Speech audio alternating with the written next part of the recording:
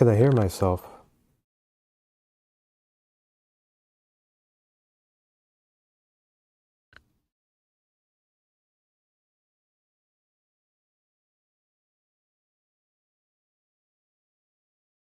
Can I hear myself?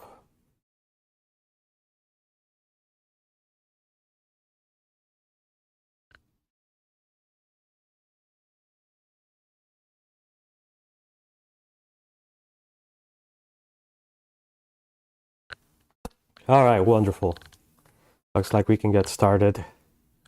Perfect. So we have a plan. And thanks for joining, Chronic. Appreciate you. So, the plan. We are going to get ready to defeat the Taurus demon. Now, this is a bit of a meme because the Taurus demon is one of the first bosses. And this level of preparation is completely unnecessary. But, you know, we're going to do it, you know, for the memes. So first things first, after we get out of the Undead Asylum, we're going to get the goodies around Firelink Shrine. We're going to go into Undeadburg, get ourselves a reinforced club. Then we're going to use the skeleton key to get to the blacksmith, which is going to unlock a lot of stuff for us. And we'll go back to the plan as it progresses. If you have any questions or comments, please feel free to make them. There is a little bit of a delay between when I see your message and when it happens and when you see my response. So this is our character. We named him Leon, inspired by our favorite Raccoon City cop. And for items, we're taking the master key, which is going to unlock some stuff for us. Now there are going to be some spoilers, and if you've never played the game before, I'm going to let you know when places you shouldn't go early to not break the order of things. Once I get into game, I'm going to lower the volume of the game so that I'm not competing with it. The world was unformed, shrouded by fog. A land of grey crags, arch trees, and everlasting dragons.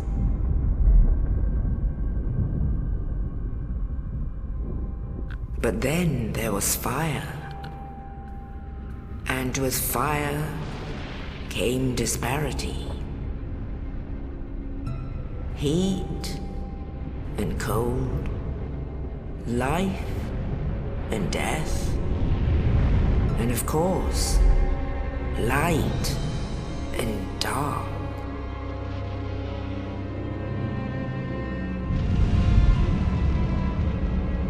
Then from the dark they came and found the souls of lords within the flame.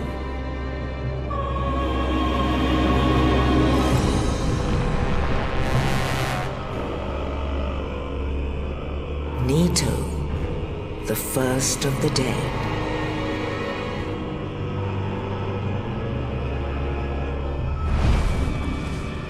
The Witch of Izalith and her daughters of Chaos.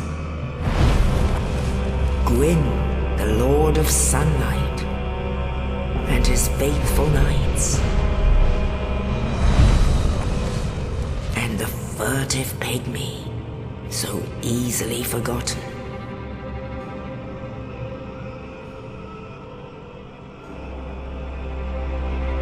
With the strength of lords, they challenged the dragons.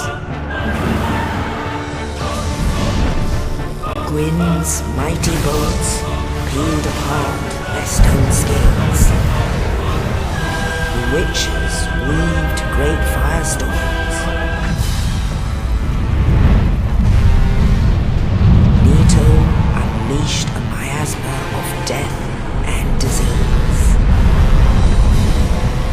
And Seath the Scaleless betrayed his own, and the dragons were no more.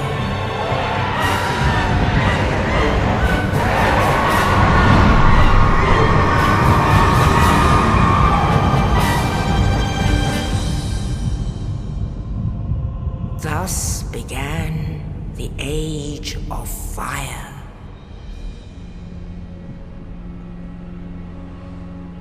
But soon the flames will fade, and only dark will remain.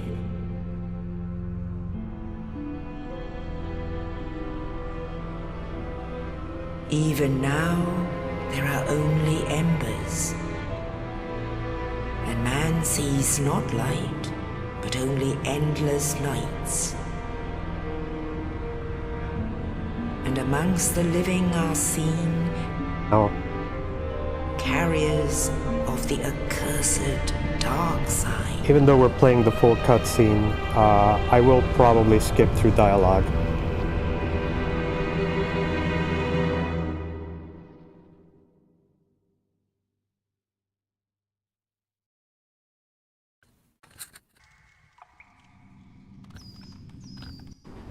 Alright, let's get started. First things first.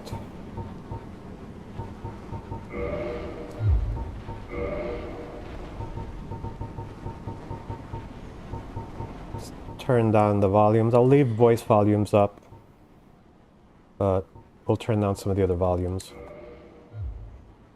Alright. So there was a knight up there, and he dropped a key for us. He did it by dropping a body, which was an odd choice.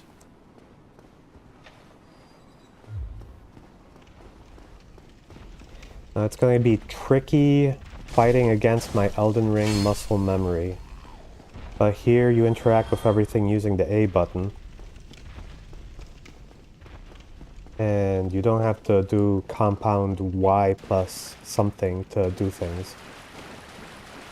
Also, these guys, they're not worth farming.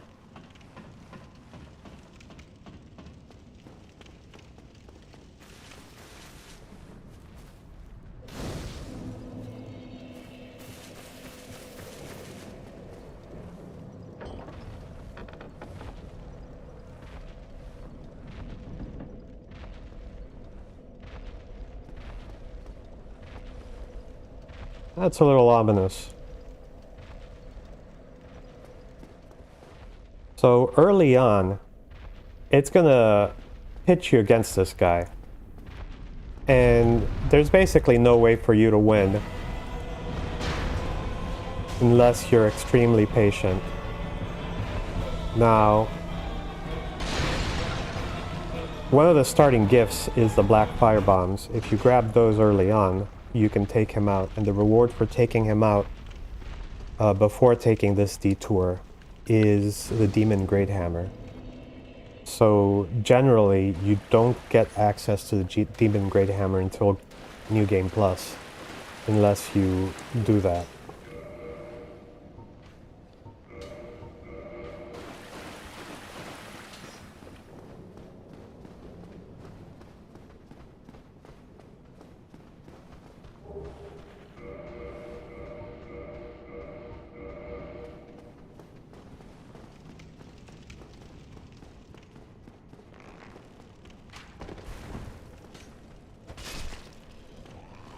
Alright. We've got our gear. Now, one thing that's going to make your life infinitely easier is to go down and open this gate. This will make sense later.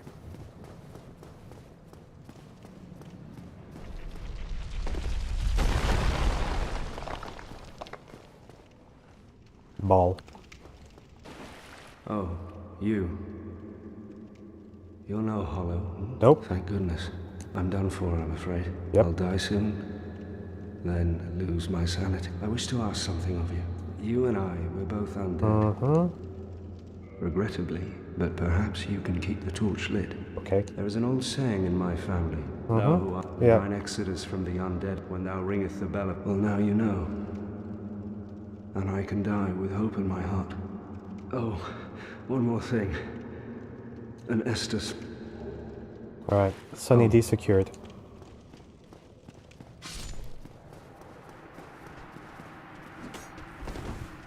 I completely forgot he was there. Right, I should probably grab the key from him.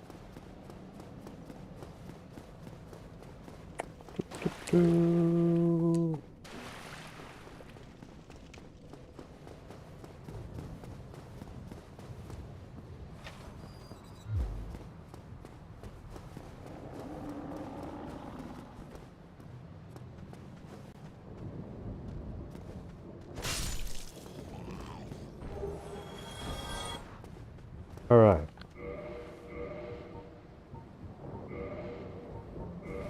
Put that there for now.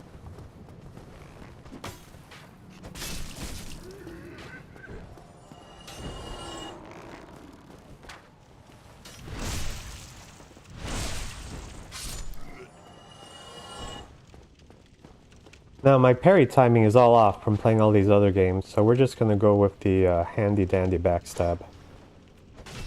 Or that. There we go.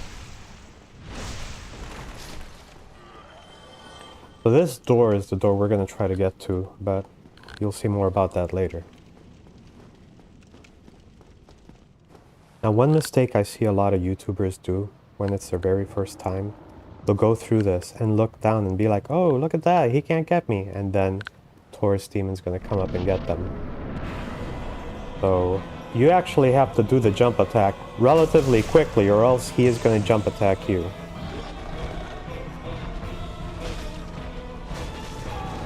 That's fine.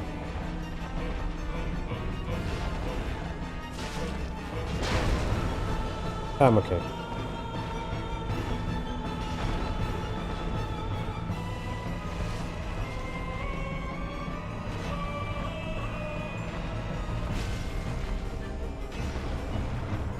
Now, if you've been playing Elden Ring, you'll recognize this moveset from the Erdtree avatars.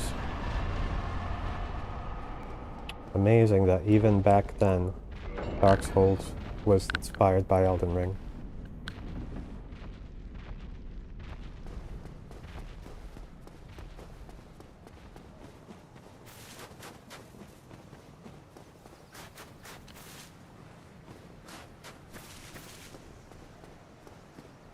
They are very similar.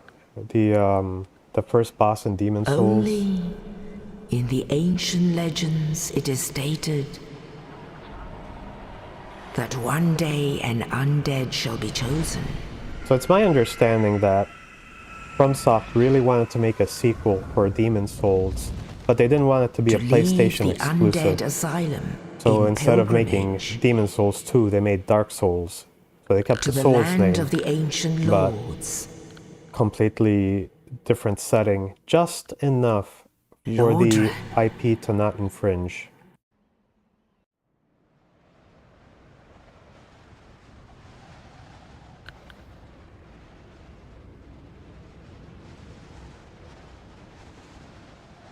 I mean, I could be completely wrong.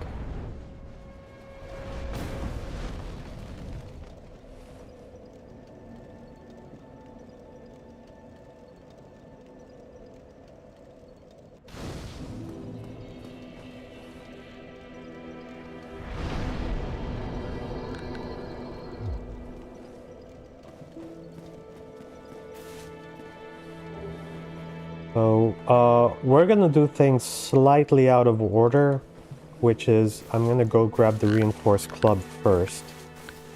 And the reason for that is because I have 2,300 souls and I don't want to lose them.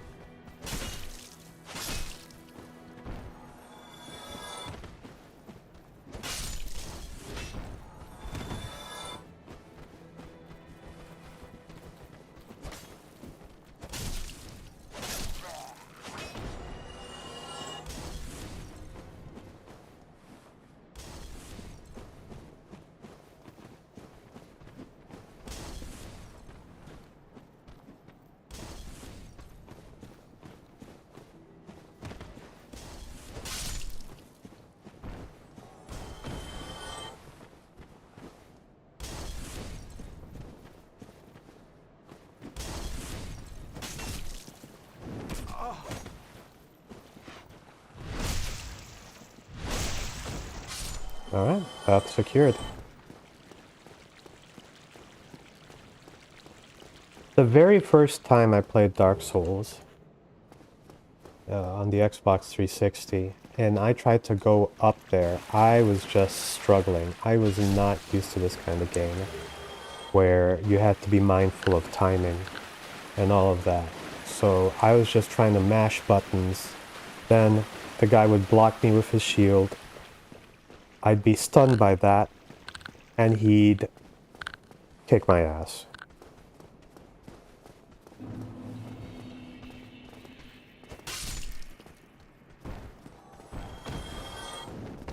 I'm no longer that person.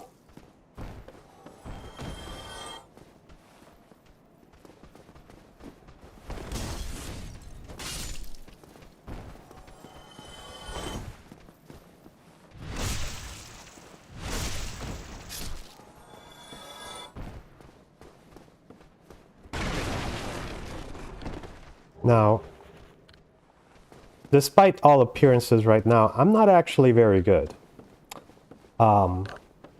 The thing is, I know where everyone is. So that makes it easier for me to be ready for them and kind of time what I'm going to do. Oh.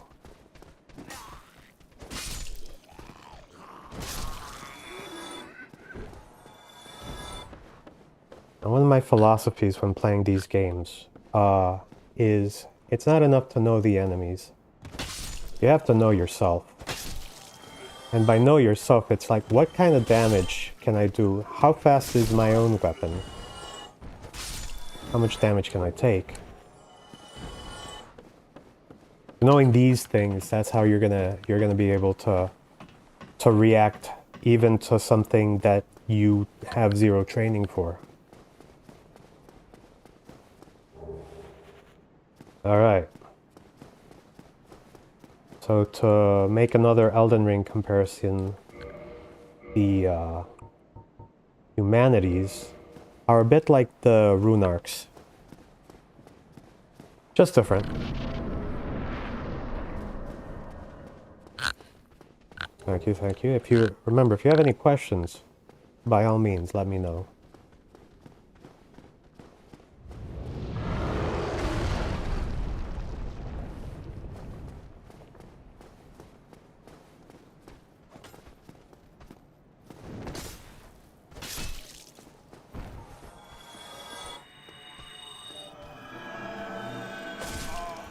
Okay, that was mistimed.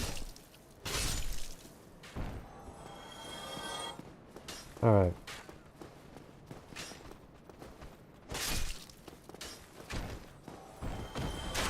So there's, in the Dark Souls series, you have what are known as covenants, and it's kind of like a group affiliation. That ominous black and white sign there is put down by the Gravelord Covenant. And basically, in New Game Plus, when you see that sign, you're also going to see phantoms that are just copies of the normal enemies, but a bit stronger. And in order to make them go away, you have to invade the world of the Gravelord by interacting with that sign. Oop.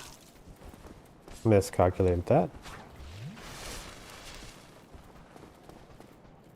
I think early on, the game wants you to deal with these guys by using the kick. Kick is a tricky move where you do forward and bumper at the same time. But, you know, getting that timing down can be tricky. So if you have a strength weapon, you can just knock out their shield.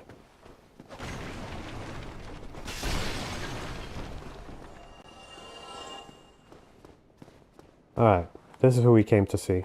Well now, you seem to have your wits about you, hmm? Yes. Then you are a welcome customer. I trade for souls. Thank you, good sir. Alright, what do we want from him?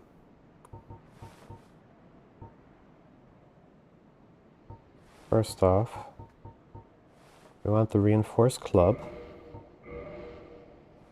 But we're going to turn into our holy club. Repair box. And let's just grab as many wooden arrows as we can carry. Thank you, kind. Alright, now that we have 0 souls, we can safely do the rest of this without having to worry about our souls. Alright.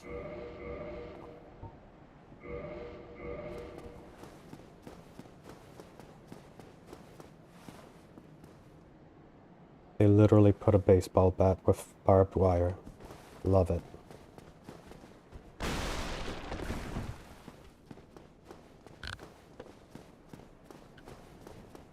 Alright.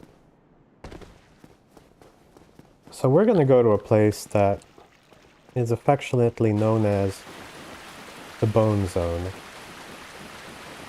Oh, okay. Interesting.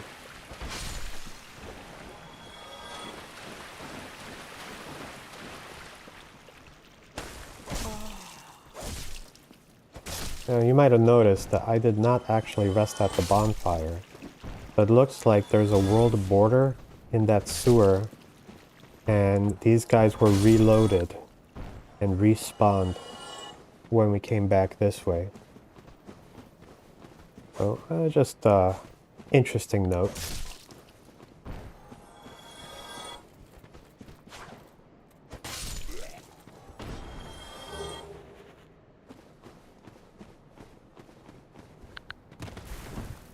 Alright.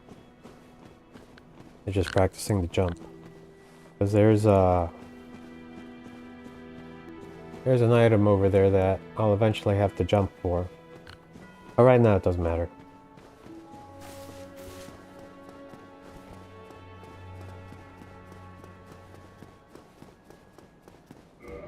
Now, do we have souls we can pop? I don't know how many those are. They're probably not a lot. Hello, I am, if not... Okay. Hello there. I realize that I have requested that we retain artists, but I also want you to hear. No. Thanks, bro. Oh my. You again. I haven't gone anywhere. I know. I have to await. So what if I would that? Very well. Why, thank you. Now let me share my miracle. Only their ultimate effective... This is why we're here. We need the shrug emote. Alright, so let's see. Homeward is interesting. You do sacrifice an attunement slot, but it's essentially a free homeward bone. Most of these other things are alright for a cleric. We're not going to worry about that right now. Alright. Dark elevator shaft. Don't do this at home.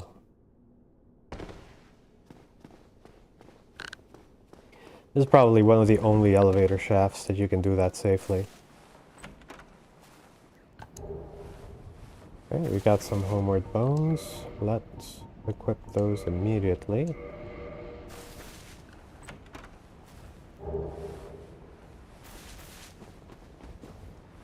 Now there's a theory. That guy we were talking to with the bowl cut, his name is Petrus.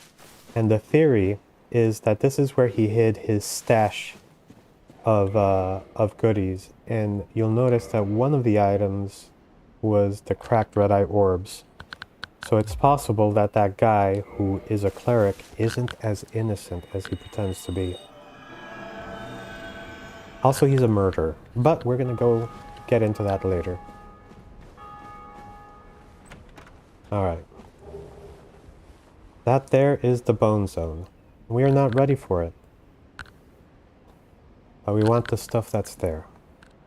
And we need to consider those 400 souls we have as a necessary sacrifice.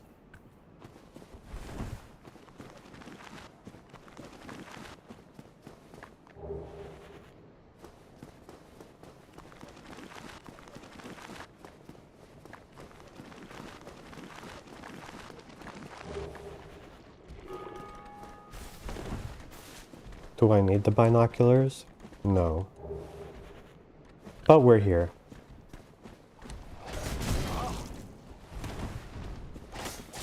Ah, there we go.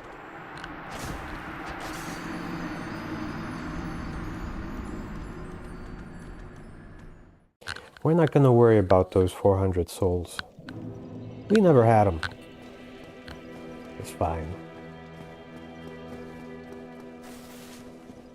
And because we never had them, we don't have to worry about what happens next.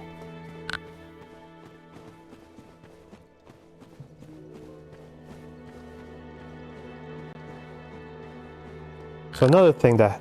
Oh, you know, I'm gonna go talk to the guy so you have more context. But all of the Souls game have a crestfallen knight in your hub area. Ooh. He's a bit of a downer, but he gives some good information. What do we have here? You must be a new arrival. Let me guess. Fate of the undead, right? Mm-hmm. Well, you're not the first. But there's no salvation here. You'd have done better to rot in the undead asylum. But too late now. Thanks, bro. Well, since you're here, let me help you out. There are, actually, 2 bells of awakening. One's up above in the undead church. The other is far, far below, in the ruins at the base of Blight Town. Ring them both, and something happened. Brilliant, not much to go on. So... So that information he gave me kind of messed me up. Like he says, alright, there's one above and one below. So I interpreted that quite literally by going down this way. And we are not going to Blight Town here. Yet.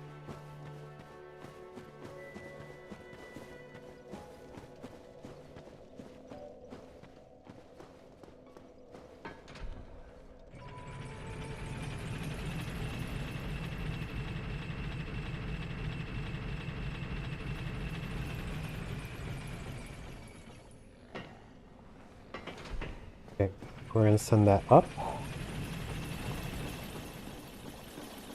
So I took his instructions to mean, oh, the second Bell of Awakening is somewhere here. This looks like the kind of place that they'd call Blighttown, right? Wrong. This is not Blighttown. Not even close.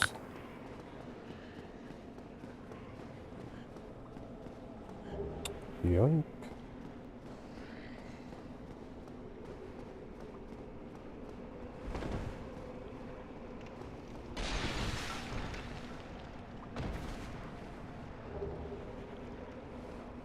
The enemies here aren't these guys. No, these guys are fine.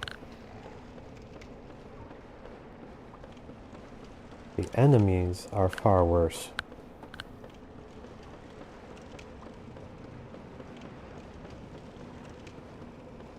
Intangible ghosts. I can't attack them, but they can attack me. Oh, you might be wondering to yourself, why are we here? That seems kind of risky. Yes. Oh. Oh.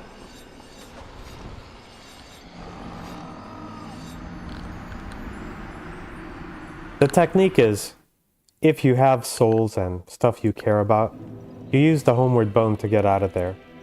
But I waited too long, so they had time to catch up to me. It is what it is. I had 0 souls. I lost nothing. Alright. Now you can imagine that going into that ghost town with a bunch of intangible enemies, killing the hell out of you, would have made for that first time to not be so great. It's only later that I realized that was in fact not Blighttown.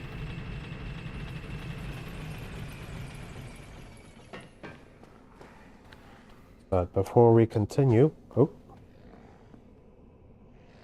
let us... So We have our goodies. Is there a strike through? There we go.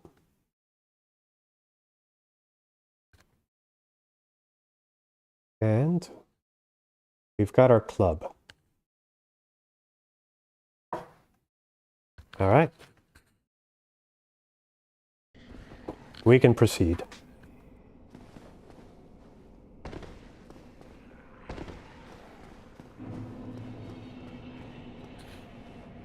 Now, something you might not realize, there is a dude down here. But we're gonna leave him alone. I believe his name is Rickard. And he might be inspired by Berserk. He's definitely inspired by Berserk. There was a character called Rickard who became a blacksmith apprentice. And Rickard in there is the magic blacksmith. Coincidence? I think not.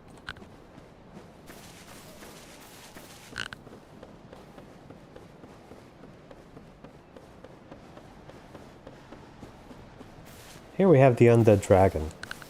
He will also kill the hell out of you. But he will remain asleep until you go and try to grab those items. This one's up for grabs though. Now, fortunately we have 0 souls, so it's, you know, if we die, that's fine, we can just do the run again. But we have to get past these dragons, or drakes, if you will. Nope, nope, nope, nope.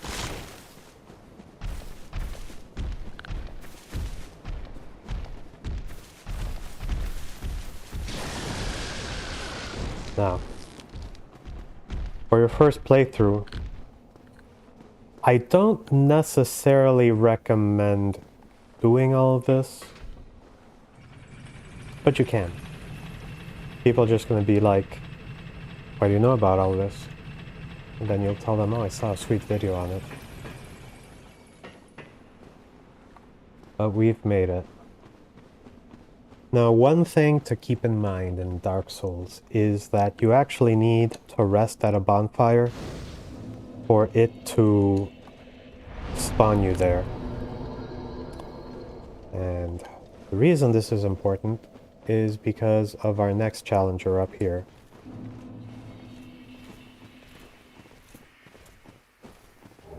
Black Knight.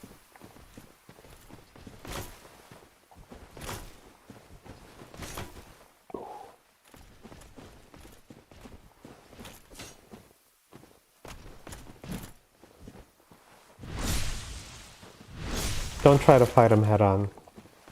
He's too strong.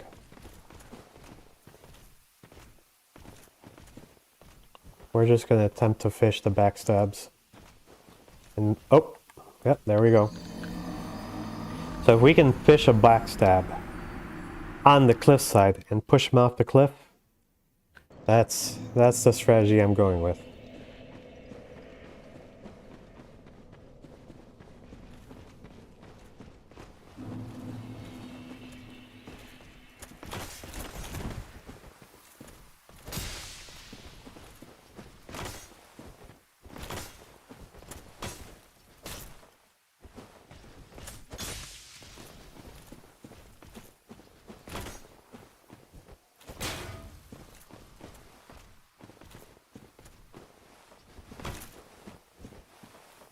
Alright, see if that works.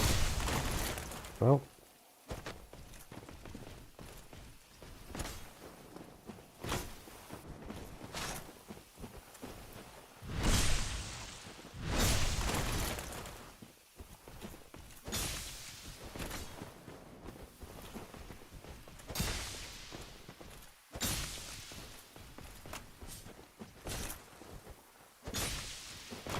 Oh.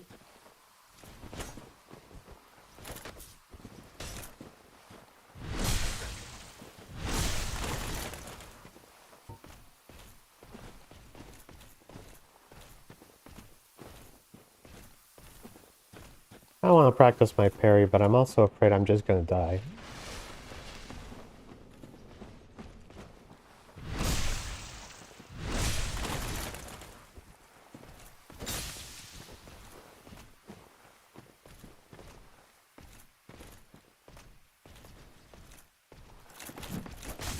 Okay, a weird move.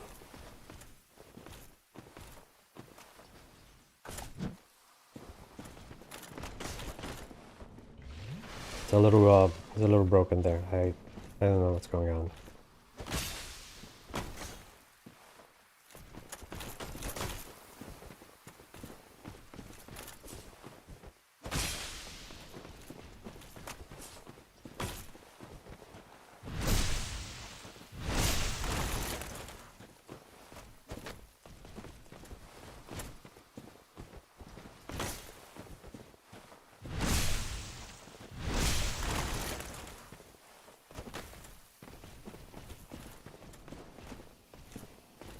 Now this is the Dark Souls 1 gameplay loop. Fish for backstab.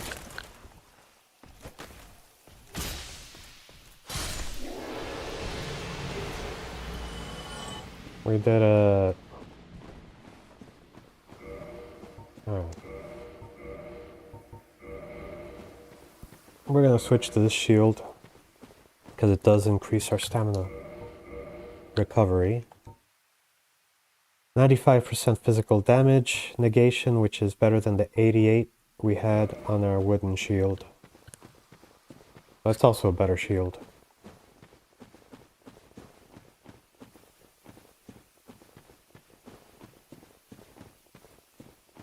Now if you're gonna play shieldless, then that's a good shield to use.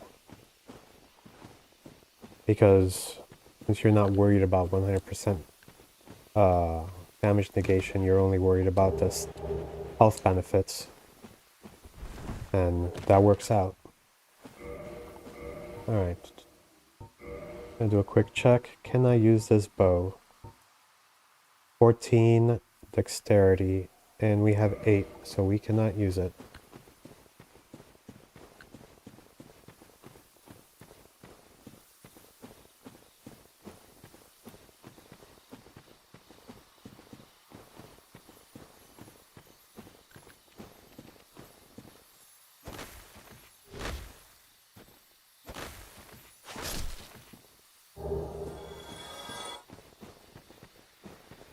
Okay, we're getting there.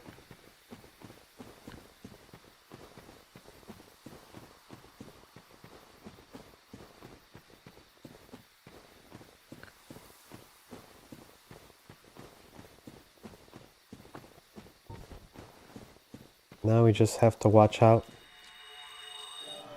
for the tree people.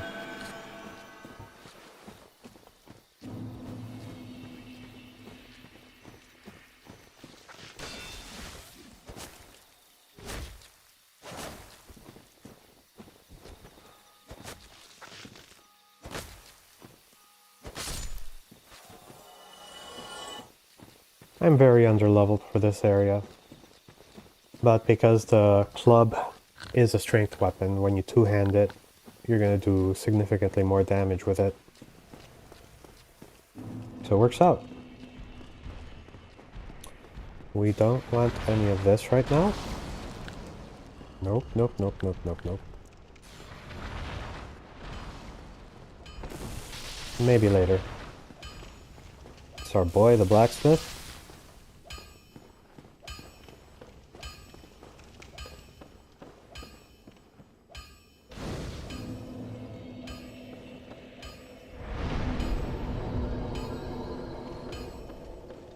Alright, we've made it to our first leg of the journey. Alright, let's pop all of our souls.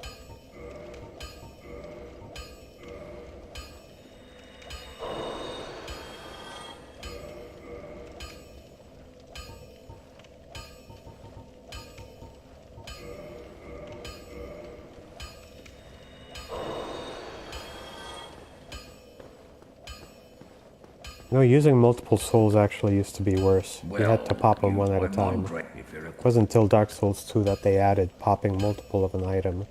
And since this is the remaster, they've decided to add that quality of life change. Okay.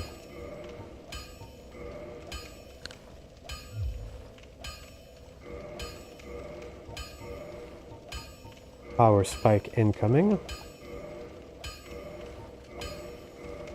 Okay. Oi! Where...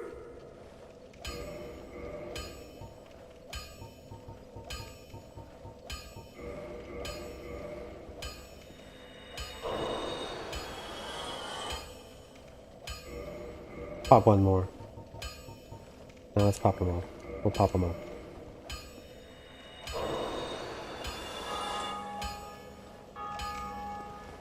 What's good? I thought... Okay, we'll keep on reinforcing this. Alright, we need 2. So... 2 of those.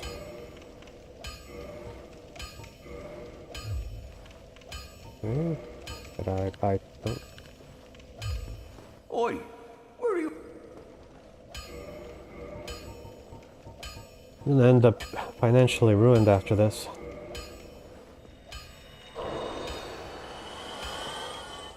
What's good? I thought...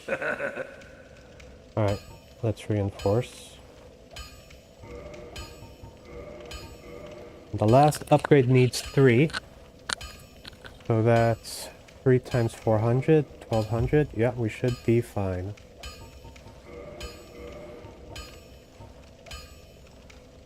Okay, it's 800 per. Never mind.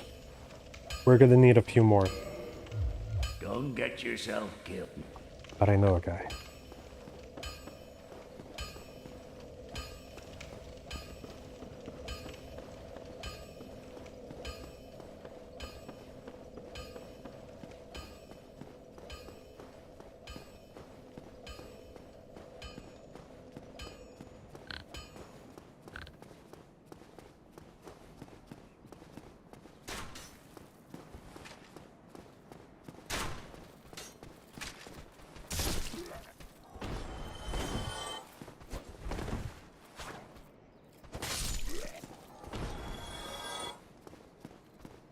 Now, some people might say that I'm going a little overboard. I'm gonna end up over leveling. Yes, that is actually the goal.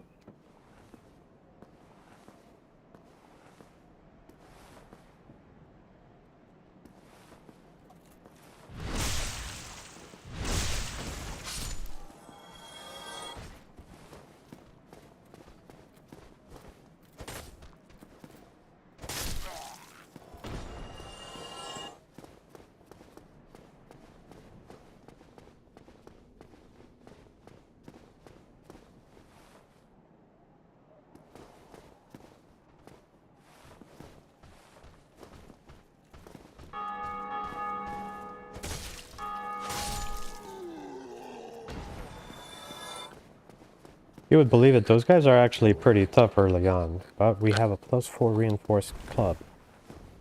We're gonna be just fine.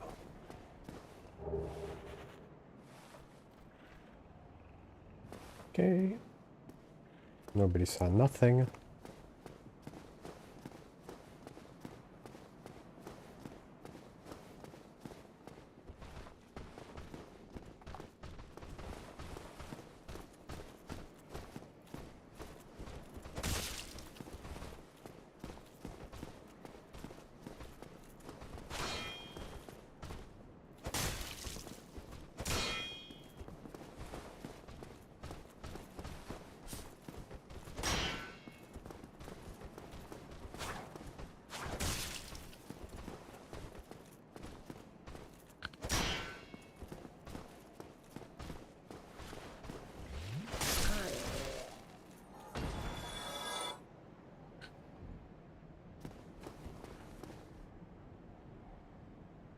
Okay.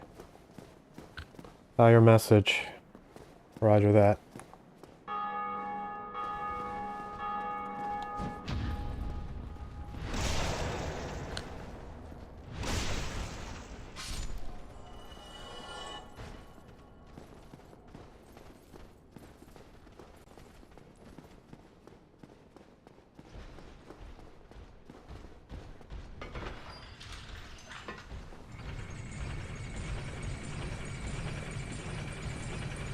So that big guy, he's not exactly tough, but I wanted to get the elevator first. I probably didn't need the elevator, since we have the blacksmith's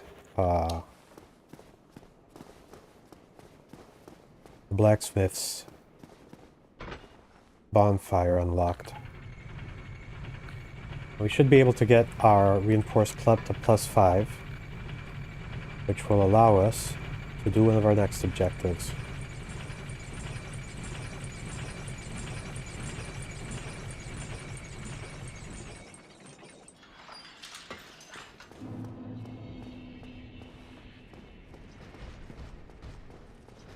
But before that, we should deal with the big guy.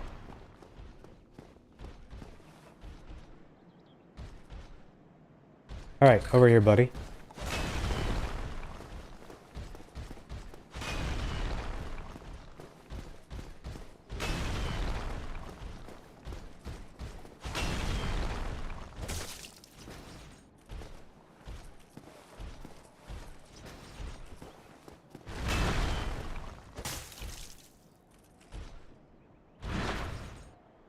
Now, you can parry him, but you can't riposte him.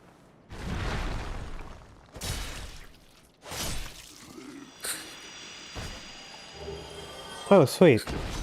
But the reason why we wanted to fight him out here instead of in there is because of the rooftop sniper. If we get too close to him, it would have made the fight a lot more complicated. Show you what I mean.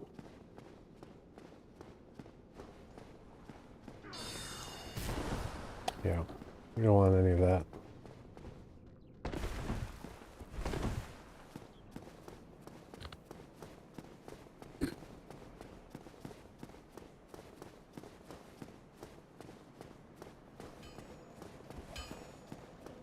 Once we get the reinforced club to +5, we can move to the next step. I want to say it's the swamp ring. Could be wrong. I want to say it's the swamp ring. Well, hello. You seem need any... No, wrong one.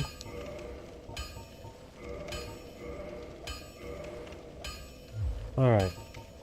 Does he have a short bow?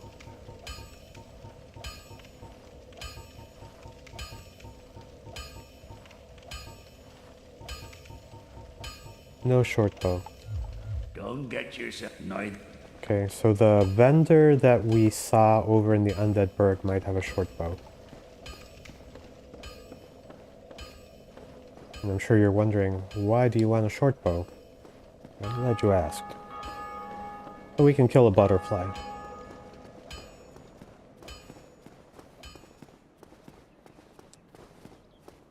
I'm just going to talk to him before I forget, since we're already in the area.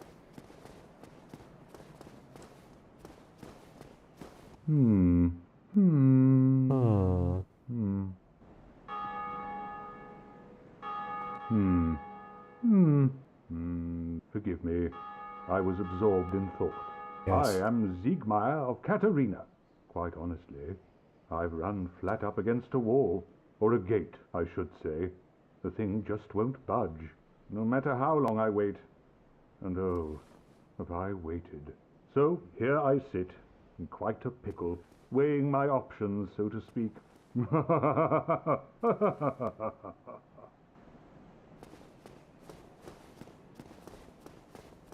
Honestly, very relatable.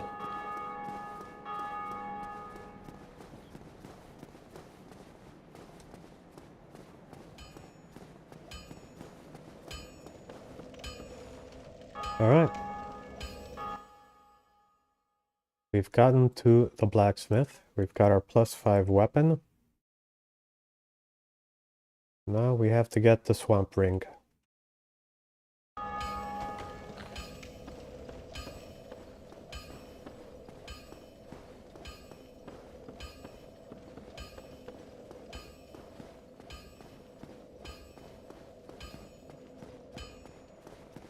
In case you're wondering, the swamp ring is not the official name. It's the rusted iron ring, but it's gonna allow us to walk through the swampy terrain, which we're gonna need for when we go into the swampy terrain. Now, in order to do that, we're gonna have to make a small little elevator exit.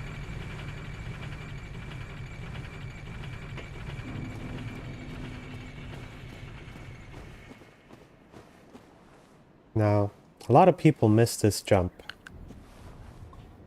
I'll tell you the secret. You just roll.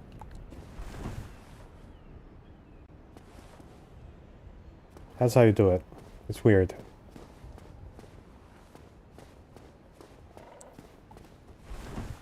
We're gonna need this. So...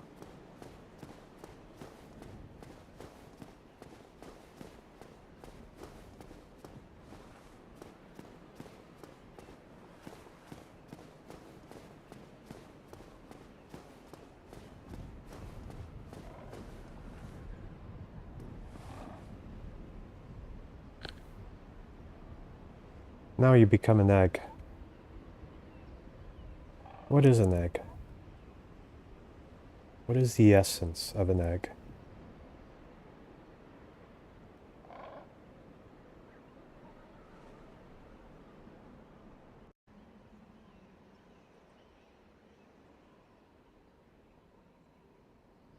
I have truly become an egg.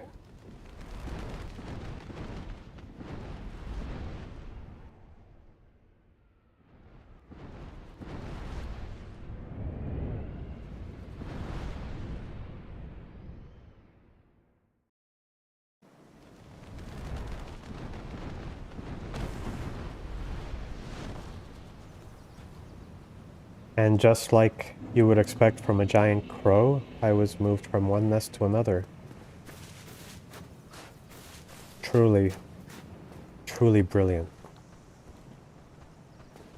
Now, they might look like your regular dudes, but they will tear you apart. For one, you notice he took 2 hits. Now, to be fair, I am only one-handing the club, but that's because their rapid attacks can tear you to pieces.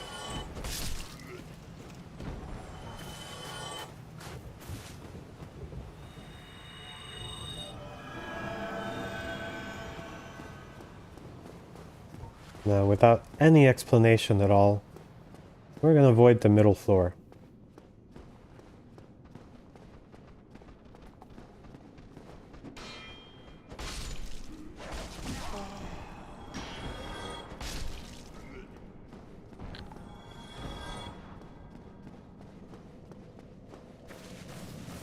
And if you remember, I said we leave this door open.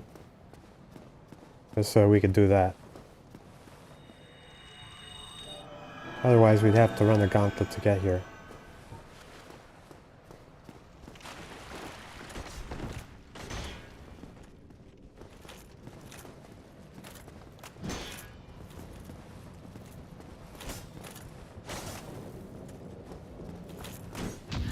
So as you can tell, he's gone hollow. Which is very sad.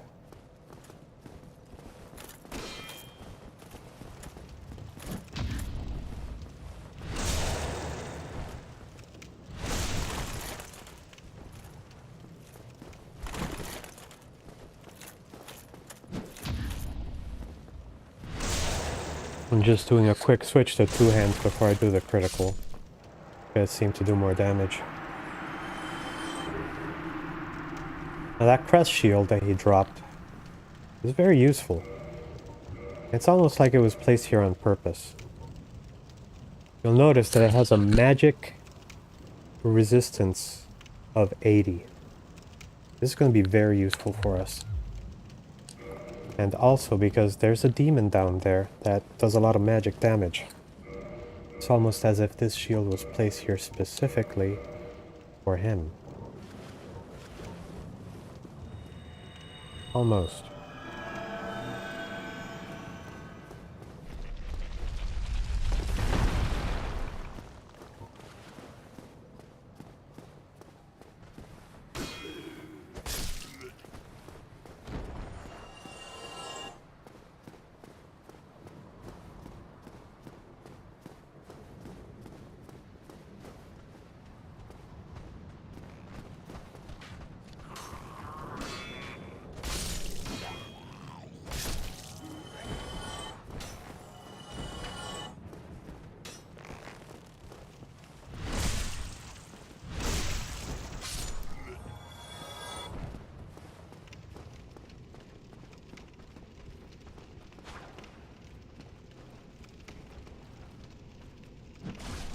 Okay.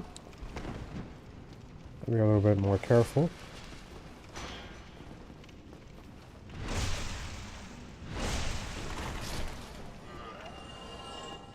This is why backstabs are so popular in this series.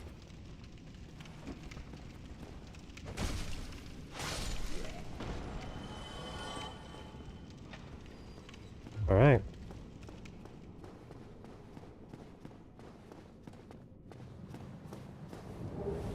Rusted iron ring acquired. We're almost there. Let's get the hell out of here.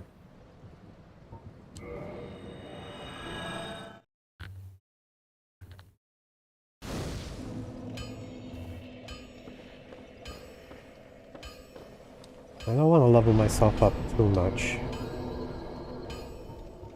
but we should put some levels.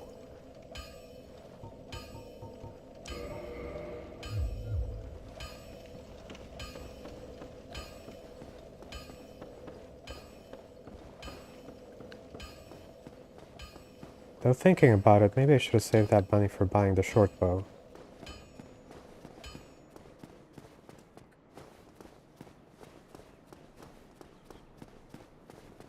Speaking of which, we're probably going to need more of that small titanite.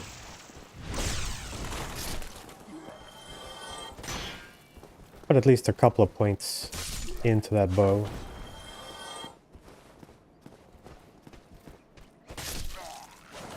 It makes a big difference.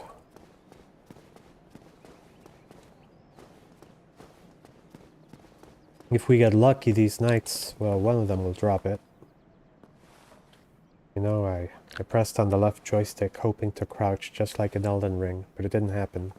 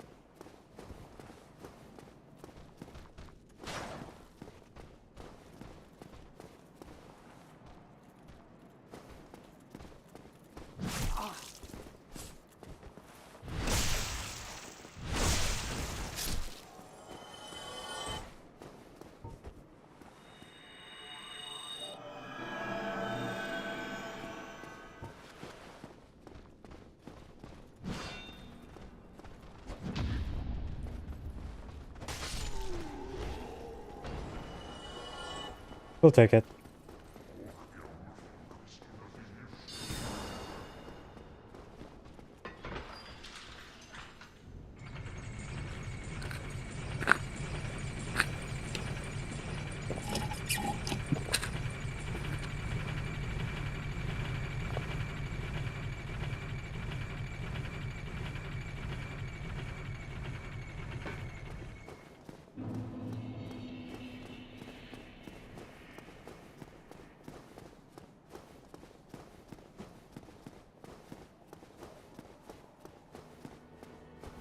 Fun fact.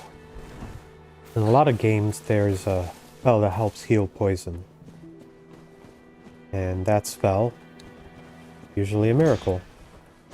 So it's governed by faith. But Dark Souls was a little special. They made the spell that heals poisoning intelligence-based. Which was a very interesting choice.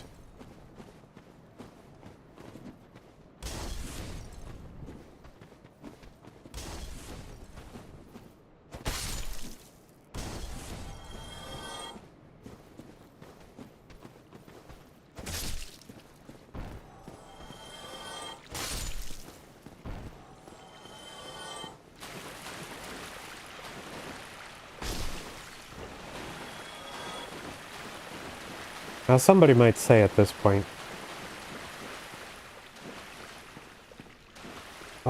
drinking Monster. Because it's morning over here. Instead of coffee, I have my Monster Energy.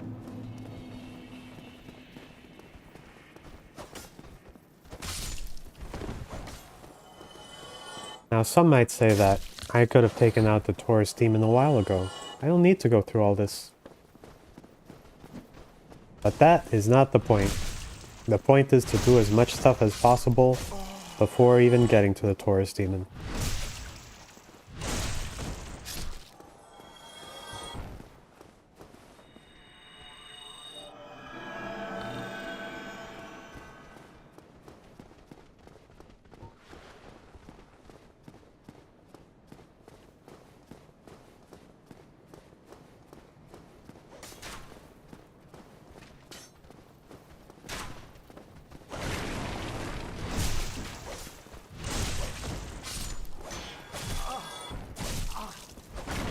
Rude.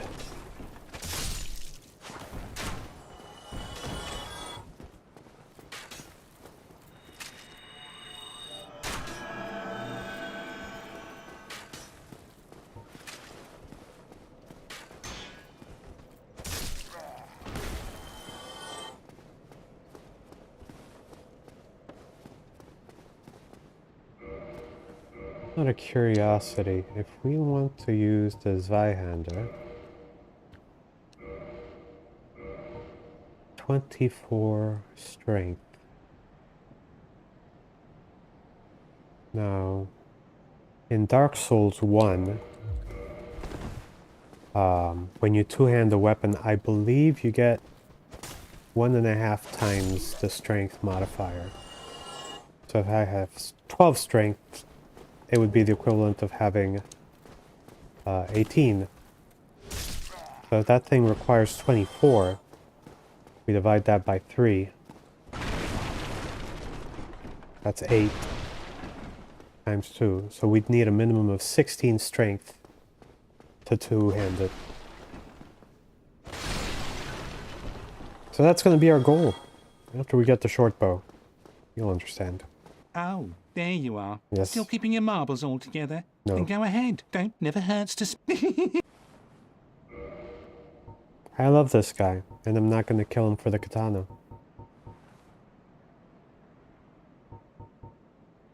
There's our short bow. Thank you. You're welcome. Alright, let's see. So, short bow, can we wield it? 12 skill, 12 dexterity, so we need 2 points into dexterity. So that should be easy enough.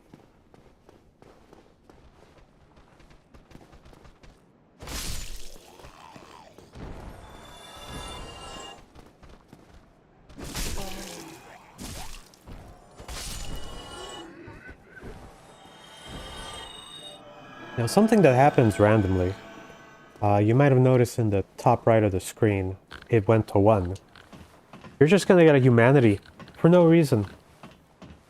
Now, if I understand it correctly, if somebody is playing the same area at the same time and they're popping humanities, other players might benefit.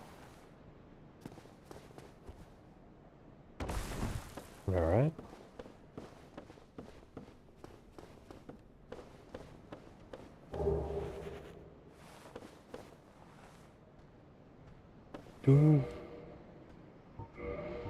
What do we need to wield the crossbow? Now, crossbows in Dark Souls 1 suck. They don't scale with skill, and you can't aim them. So you have to use the auto lock to use them. But I can use it. So this is... So I might not have to put any points into dexterity after all.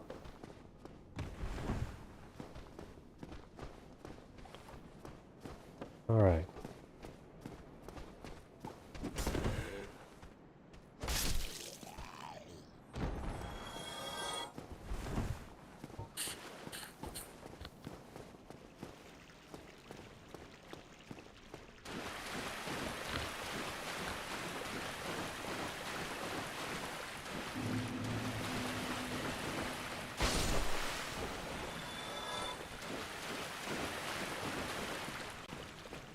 Oh.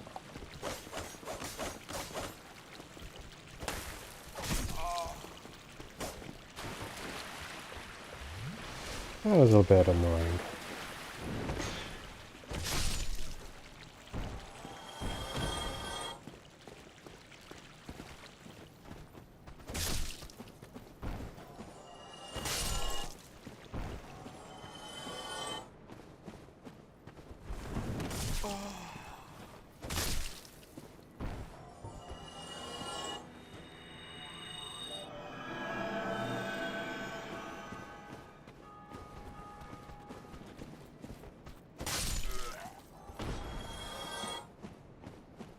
I've made an executive decision. We're gonna invest the 2 points of dexterity so we can use the bow. And you'll see why soon.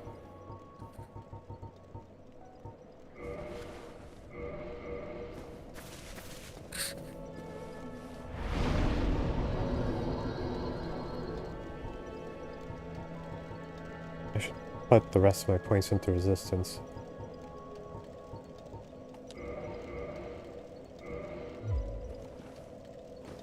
That's a joke, don't do that. Okay.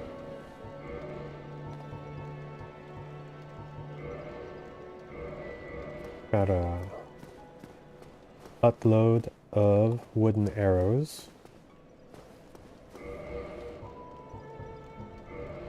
We have our rusted iron ring. We're ready for the farming portion.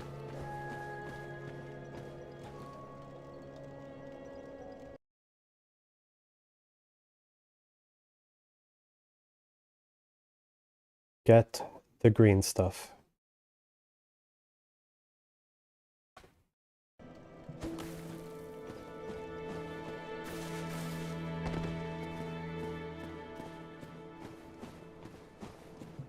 Now, how much green stuff we're gonna need really depends.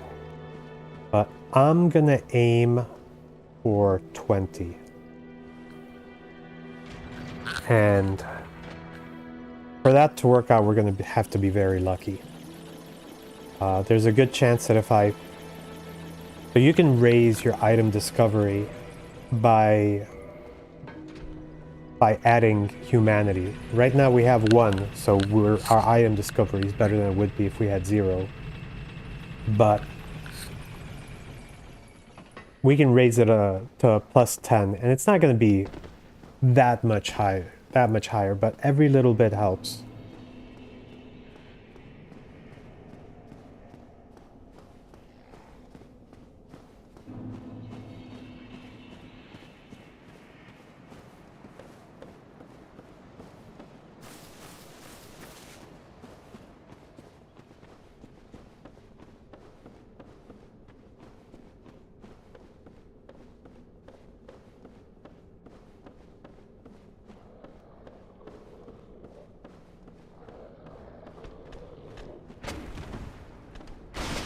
Ow.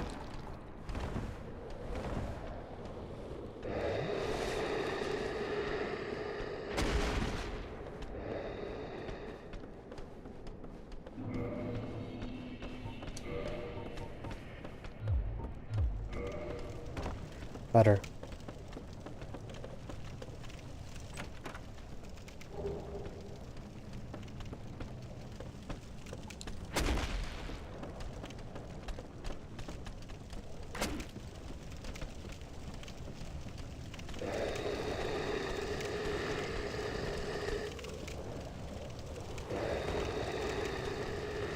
This is Blighttown.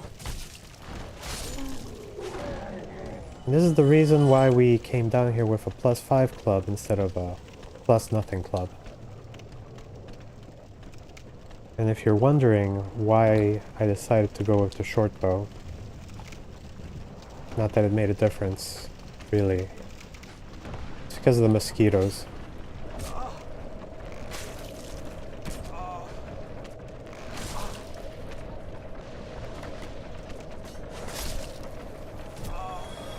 Okay, I'm gonna die.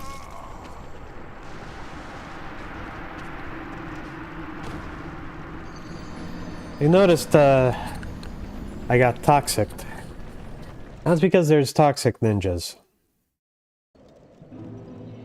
I'll make the rules.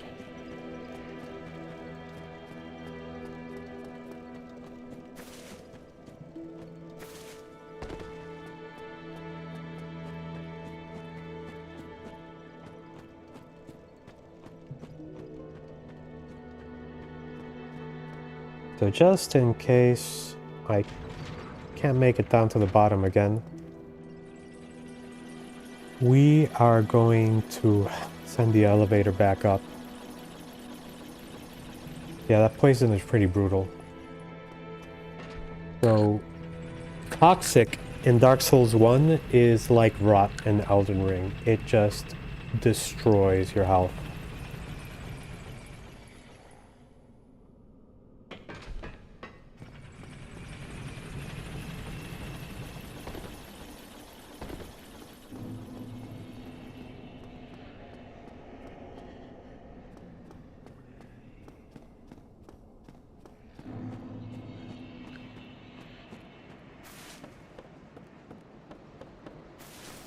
Yeah, so Firelink, as you notice, it's a bit of a hub. You can get to a lot of places just from Firelink because of the different paths that branch out of it.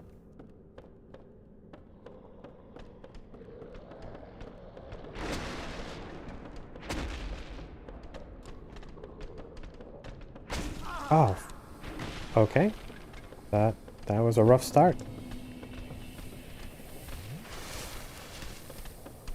We're gonna try not to get toxic by the toxic ninjas. No promises. But if we can make it to the next bonfire, we'll be okay.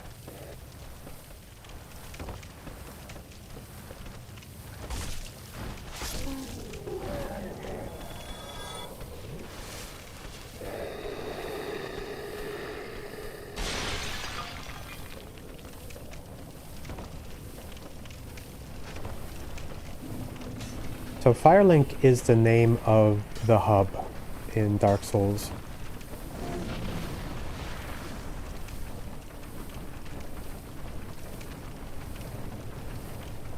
And you'll see that in the different Dark Souls there's different variations of Firelink.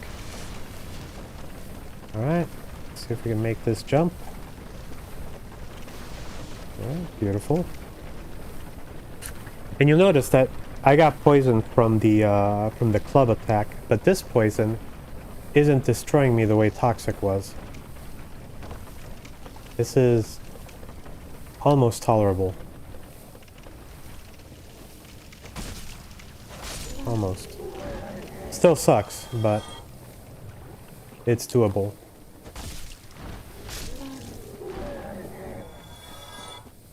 But we're not here for those guys. We're here for the green stuff.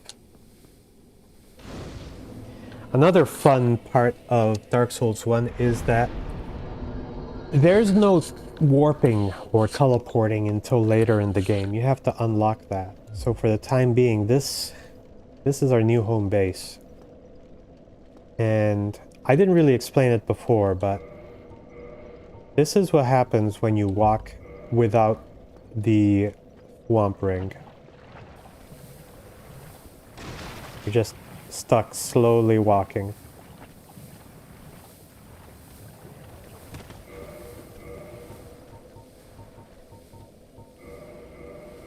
Now with the swamp ring, well, mosquitoes notwithstanding, it's a lot. Notice that you can run, you can walk normal. That's why we wanted the swamp ring early on. Now we're not here for the mosquitoes. In fact, this is just a temporary bonfire. Our real target bonfire is in the tree. One thing you might notice is that I was almost instantly poisoned by the swamp, but this poison, it ticks down relatively slowly. You still have to be managing your health, but it could be a lot worse.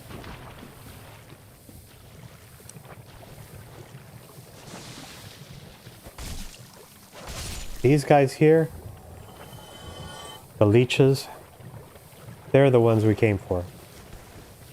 They hold the green stuff.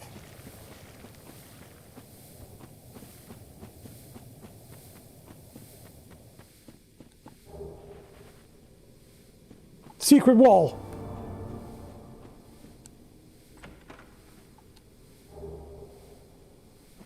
Double secret wall!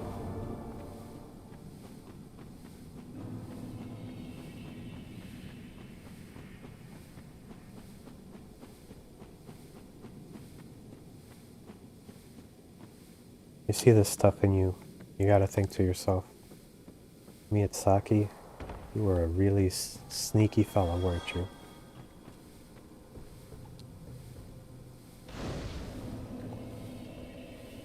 Alright. This is our new base of operations, and I'm gonna do a bit of a risky jump. But it's gonna be worth it. Around here.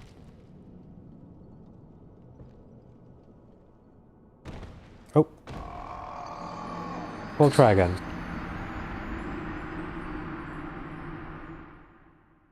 Now, something you might not realize is that your souls are not where you died, but rather the last place you were standing that was stable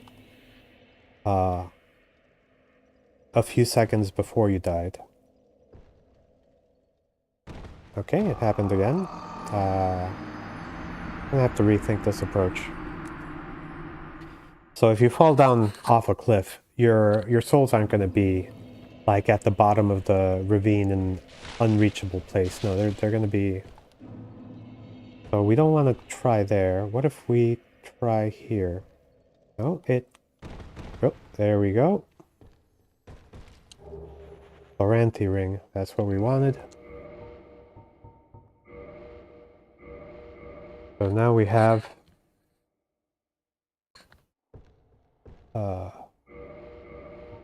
now we have stamina regen. Is there any map reference to find your souls? Nope. Nope. All you get is that glowing dot.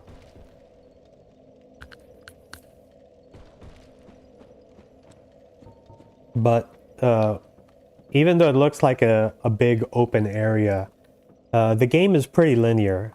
So a lot of these paths are really very much a point A to point B. So if you knew where you were, unless you were doing some really off the beaten path exploring, you should be able to find your souls.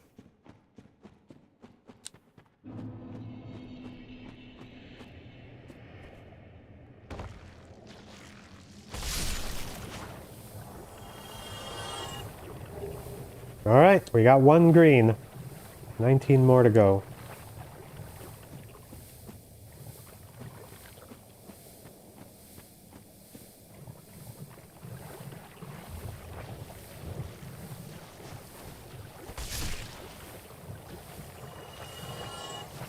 Ow.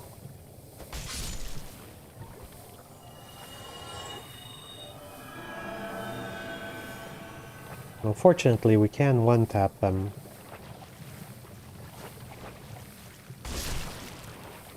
With the two-handed reinforced club.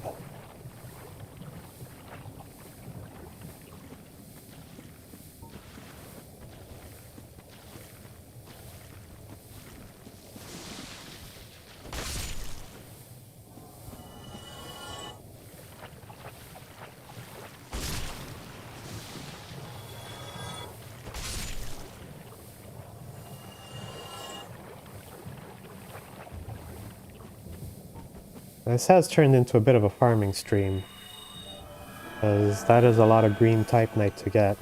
And as you can tell, they're not really dropping it that often. But when they do drop it, they drop a lot.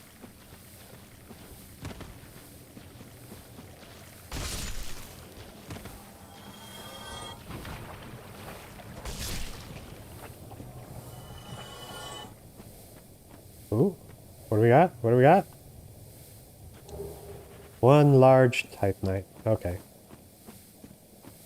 So not the green we were looking for, but still not bad.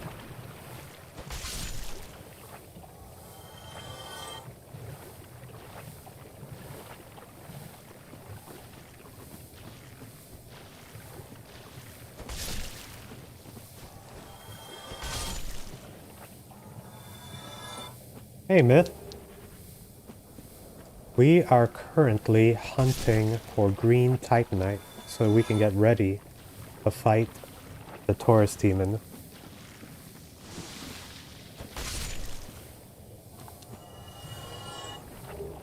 There you go. You saw that? 5 green Titanite. So we really need the we just need 3 more of these guys to drop green and we're good.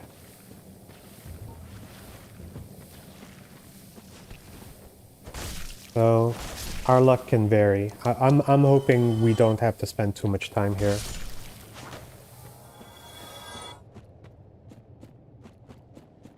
Yeah, I like the early game in Dark Souls better than the late game, because the late game gets kind of weird and samey, and you end up with a lot of like repeated levels. All right, we are actually halfway to our goal, which is amazing. Notice 11. So we're aiming for 20. And the reason why we're aiming for 20 is because we're going to level up 2 weapons. We're going to level up the reinforced club to make it a +5 divine weapon.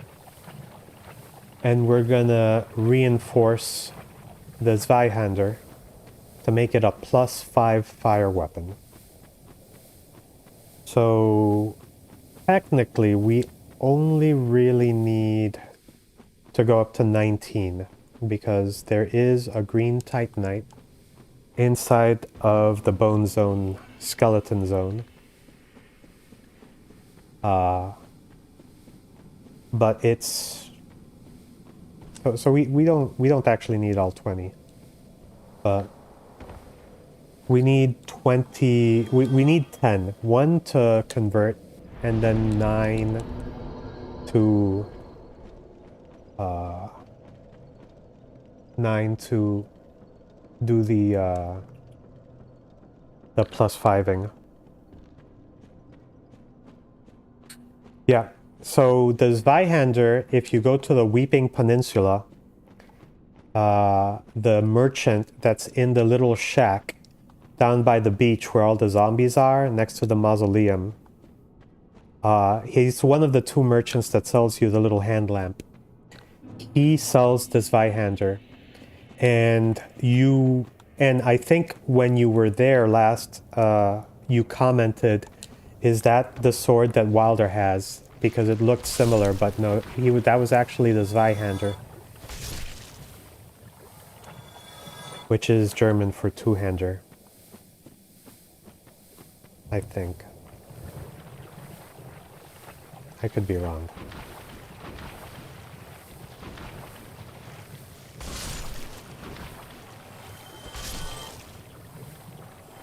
Alright, come on, let's get lucky.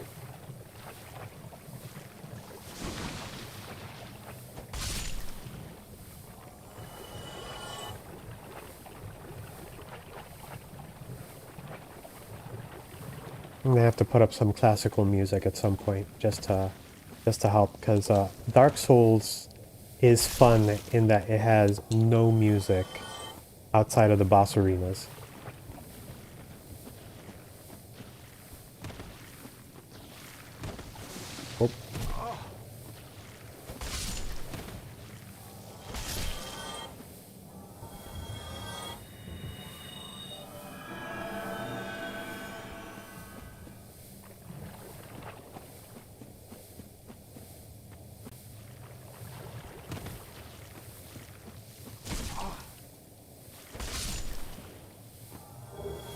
Sweet!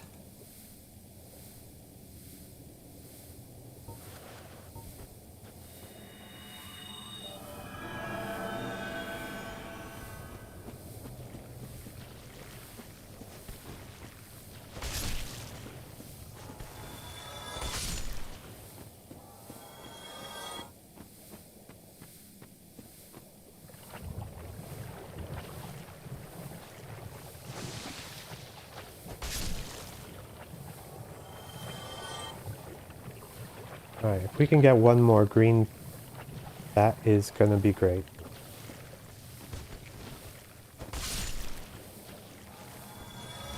Mistakes were made. But I think this guy's got something for us. No? Oh, no. Must have just alerted on the bloodstain.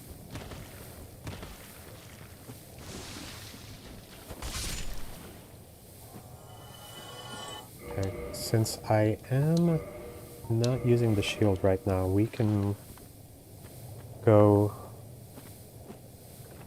Alright, I'll catch you later, Myth.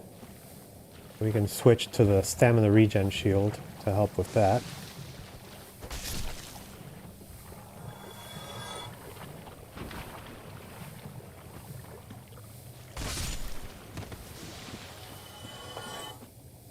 Yeah, you should get to that. So allow me to tell you what some of my diet plan is. So during the week, I do the factor meals, and I work 4 days a week. And each factor meal is around 500 calories per meal. And I have like a breakfast protein bar, which is around 300. And then I have my ice cream cone, which is also around 300. So I end up being at a slight deficit. And but I've lost a lot of weight because of that deficit. And I still get to enjoy ice cream daily. Now during the weekends, that's when I have my sandwiches. I make these really good roast beef sandwiches, sometimes corned beef. And I'll put Swiss cheese, Thousand Island, and like the fajita blend of onions and peppers. I'll put it in a French bread loaf and just kind of sear it on the pan. Delicious. Highly recommend. Alright, let's see. We are at 16 out of 20. Like I said, we can stop at... No, what did I say? 19. But we're not going to, and the reason is quite simple. These guys, they drop 5 at a time. So we're going to end up with 21, no matter what we do. And a fat stack of souls.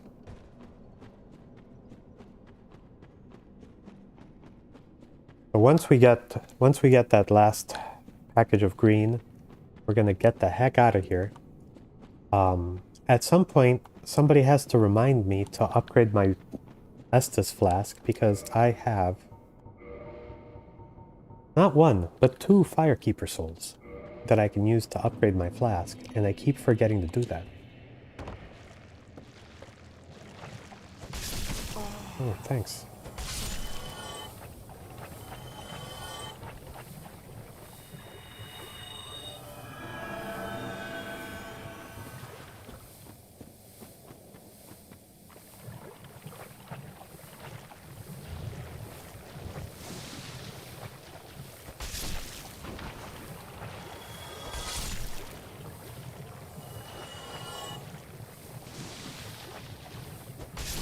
Now, you might be wondering, is there any other place that we can farm these Titanite? And yes, there is. It would be the sewers underneath the Undead Berg. Because there's slimes there, and they will occasionally drop the large Titanite or the green Titanite.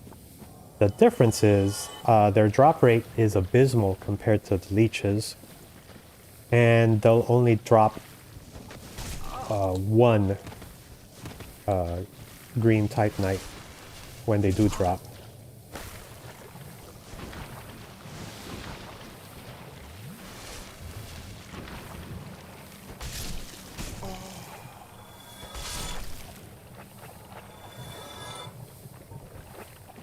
So, you know, fun stuff.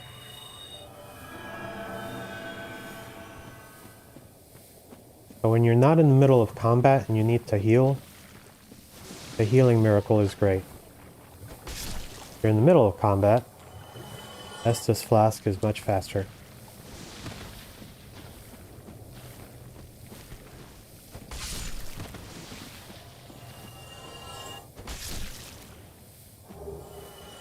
Okay, we didn't want that, but we take it. We take those. Ow.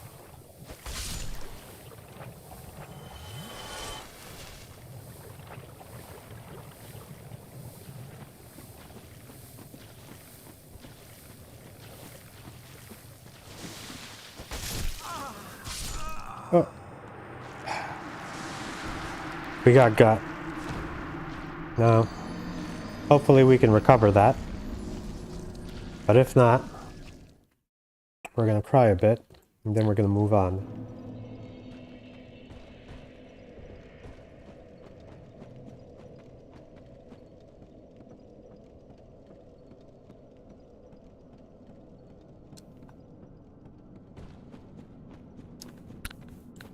Now, ideally, we probably want a weapon that has better range. I think the priority should be recovering those souls, because we're going to need them to level our stuff up a bit. But, as they used to say 10 years ago, YOLO.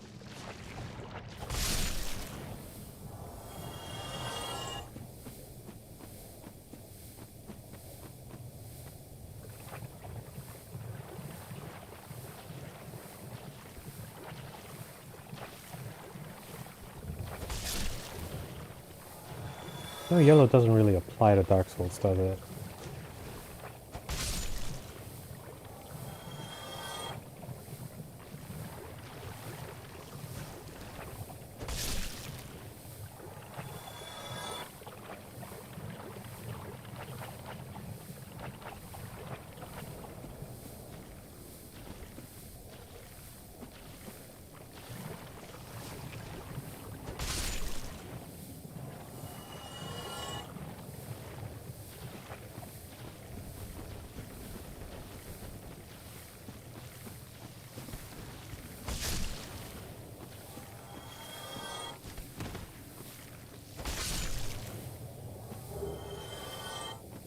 So close.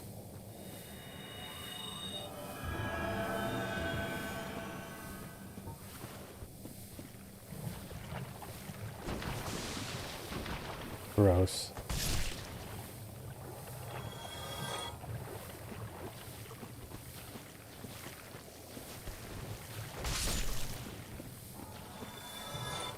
Ooh, is this the lucky one? Yes! Alright, let's grab our souls and get the heck out of here. We're gonna do one more round just for the sake of it. Yeah, we take those.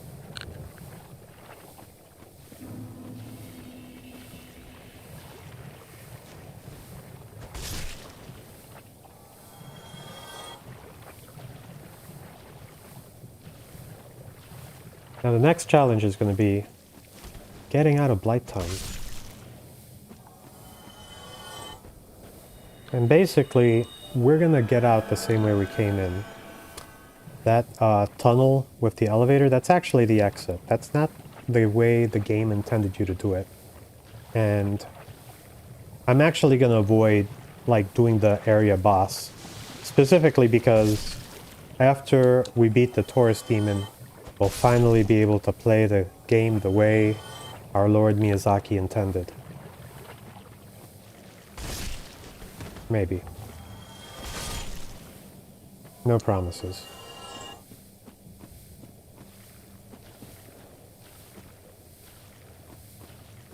Okay, probably not. We're probably gonna do some stupid, silly stuff.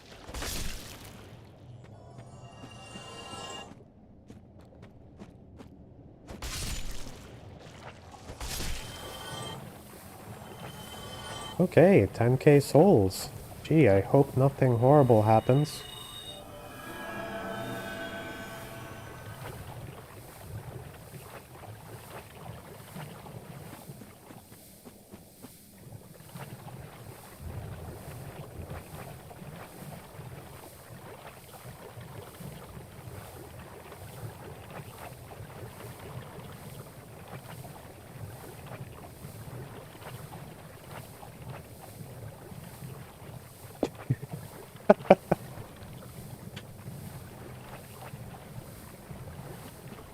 What if it's like a preemptive jinx?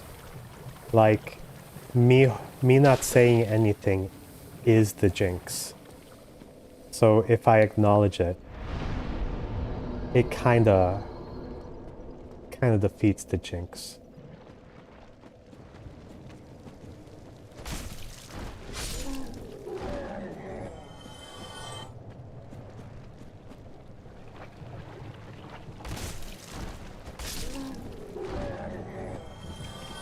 Okay, so far so good.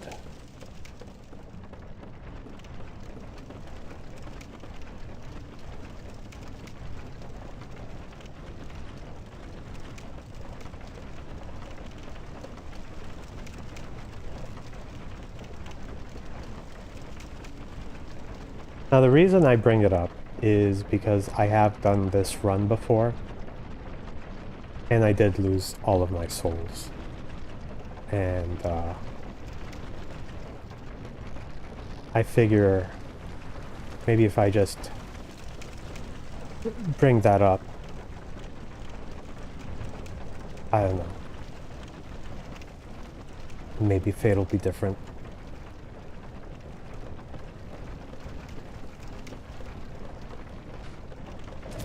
Ow, ow, ow, no, no.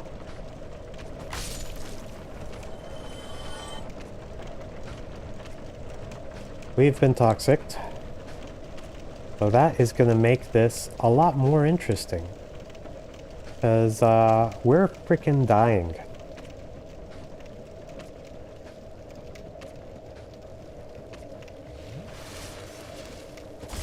Out of the way.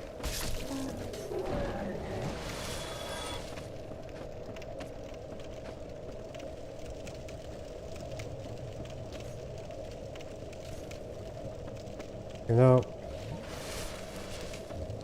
it's not worth it. It's not worth it. We can't outpace the toxic. We have to reset.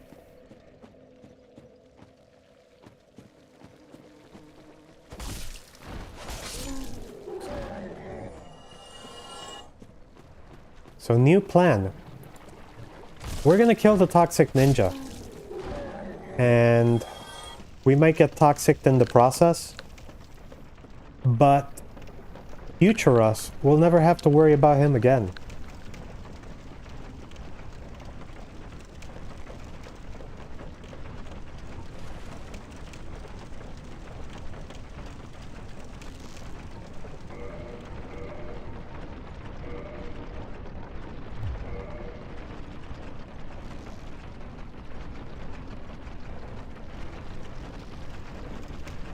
Okay.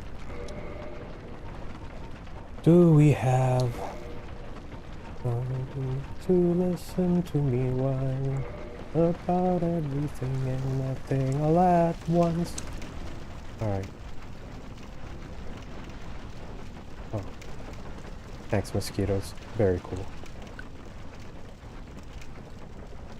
I'm one of those melodramatic fools. Neurotic to the core, no doubt about it.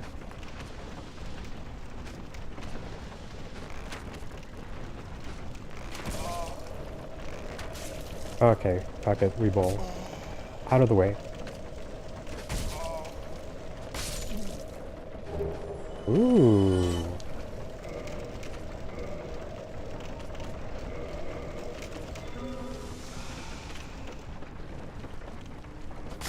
Not always, but sometimes when you kill the toxic ninjas, they will drop the blooming purple moss clump, which will cure toxic.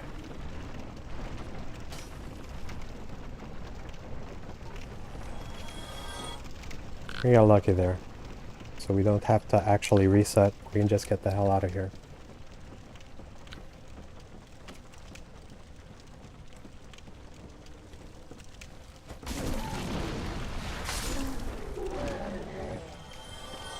Nope.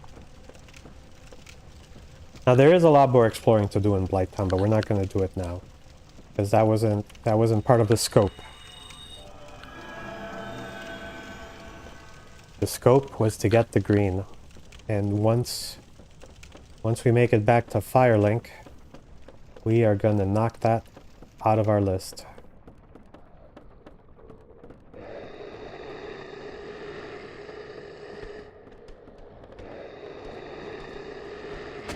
Now the reason why we haven't taken those 11k and leveled up is because we are gonna actually use that money to purchase the small Titanite from Andre for leveling up our other weapons.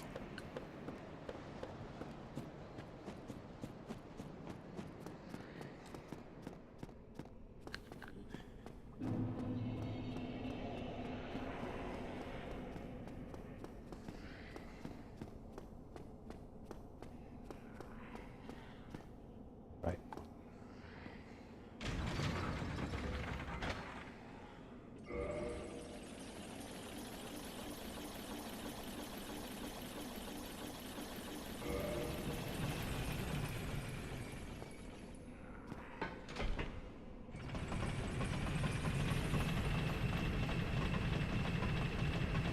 Leon is very happy at this moment.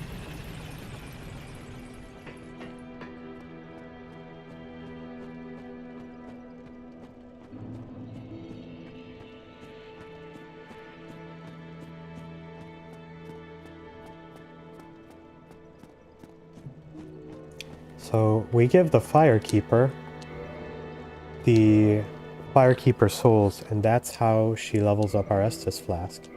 Each Firekeeper soul actually has its own unique description. And if you care about lore, you should probably read those before using them.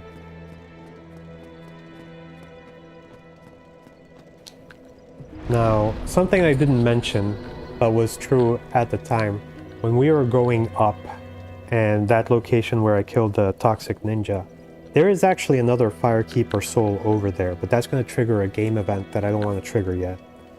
So picking it up triggers a game event, so we just leave it alone for now. Alright. We have the green stuff. We have the short bow, but we're going to upgrade it a bit. There we go.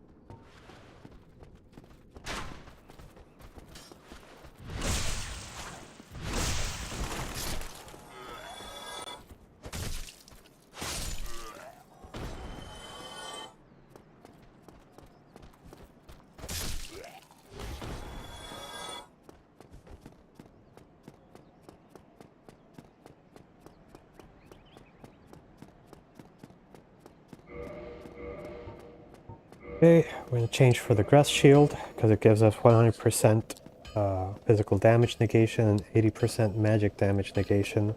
We're going to need for the Butterfly. Because my health is not that high right now. And I don't want to risk everything to die to a butterfly. Now we're gonna need, I want to say 9. Well, I'll use him. Need any? 9 small Titanite for the Zweihander. And we can use the rest for our short bow. So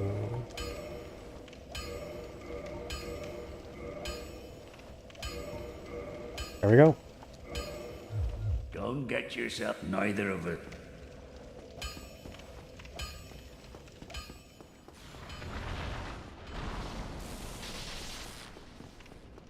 We're gonna pretend he doesn't exist. He does not exist.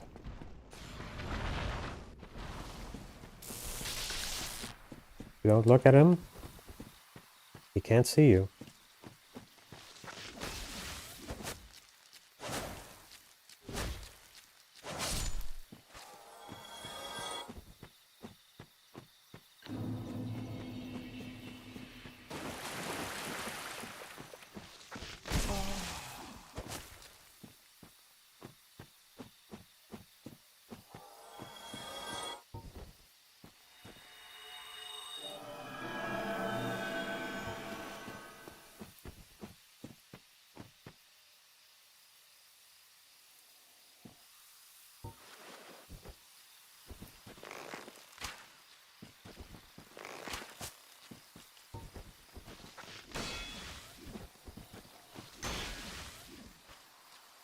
He's trying to bait me. I'm not gonna fall for it.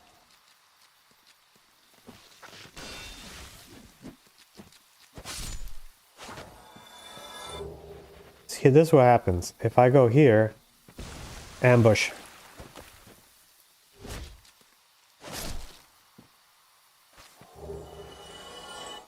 Now, if you want to get poison heals and all that, you just have to farm those tree people.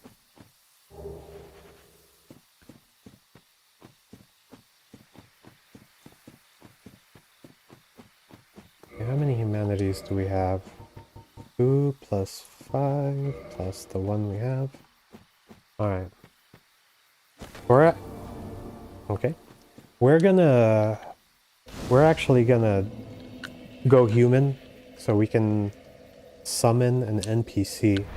Simply because this NPC has an NPC quest, and the only way that you can get her reward for the quest is by summoning her for this fight at the beginning. Okay.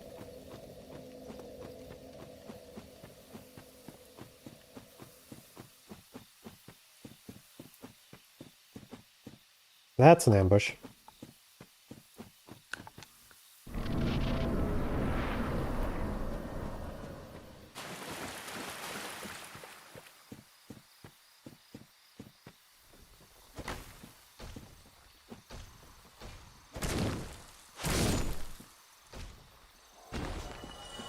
If it wasn't for the fact that I have a +5 club, those guys would present some difficulty.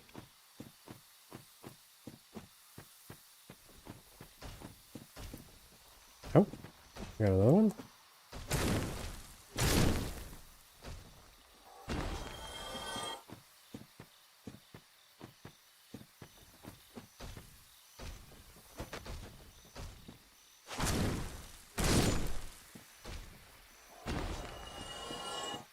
We're here, hidden behind the bush. Witch Beatrice.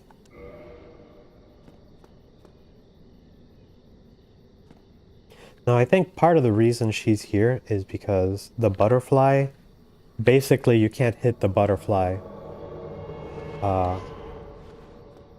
while it's far away, but she can hit it with her spells. We don't actually care. That's why we got the short bow. But if you don't have the short bow, if you decide that you're going to be a purist but are also okay with summoning, which, you know, odd combination, Okay. My damage is trash. So we are just gonna let her do the bulk of the damage and protect ourselves using the shield. Beatrice, target's over there. Target's over there.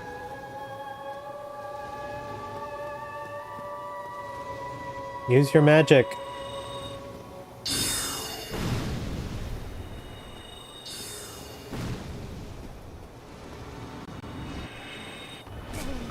Oop. Yeah, that's why we brought her. Thanks, Beatrice.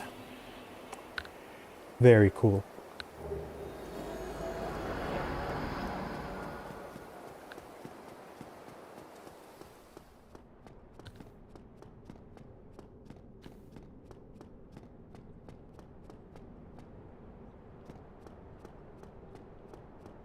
Yeah, she can melt him if she decides to attack. But she doesn't always decide to attack. This is what we're here for, Divine Ember. No. No, we'll just walk back. Got 12k, which should be enough to get our club to Divine +5.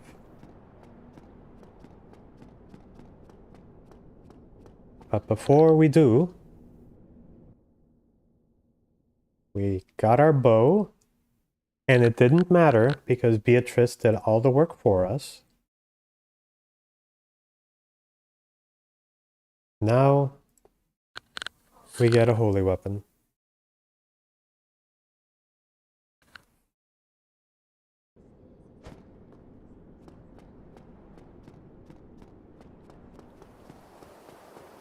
But before that, I'm going to try to grab some goodies around here.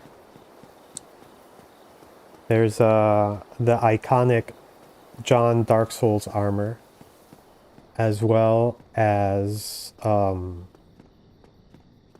there's some good rings. Well, by good rings I mean there is a good ring.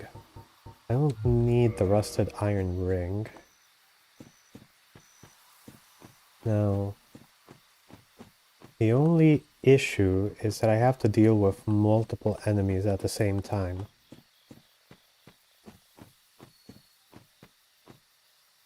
Which would be fine if I could just one-tap the plant men.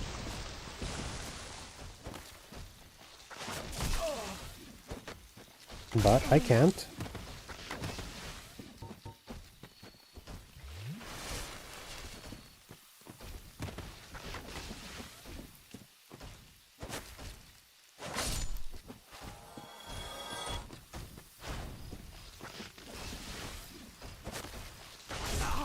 Ow.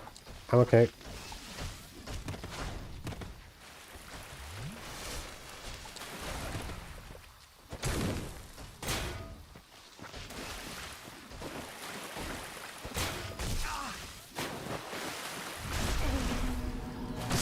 Oh no, he made us slow. How'd that work out for you?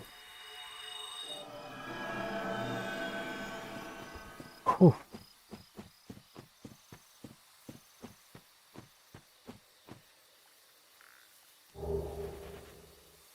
And that is how you get the iconic John Dark Souls armor. And this tree has moved. This was originally blocked, but this tree is moving. Die, tree!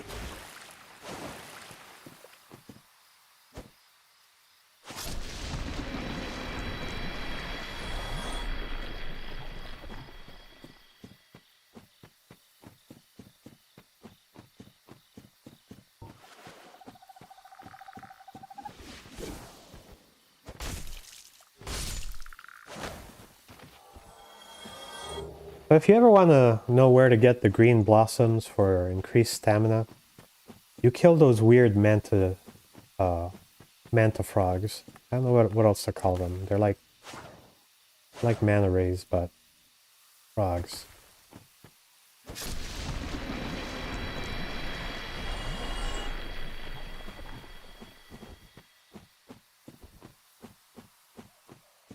I love that Miyazaki went through the trouble of making them, but it's weird that he only put them in this one specific location of the game.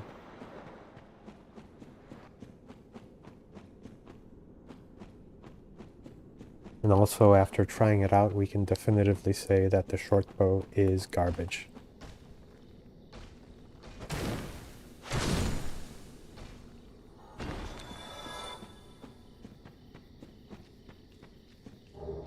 Wolf ring. The wolf ring was part of Artorias's. So there was the four Knights of Gwyn, each one has their own ring. Artorias's was the wolf. And there's a lot of wolf symbology. And if you're a big wolf fan, Artorias is probably a very popular character for you. Which I don't blame. You know, wolves are pretty cool.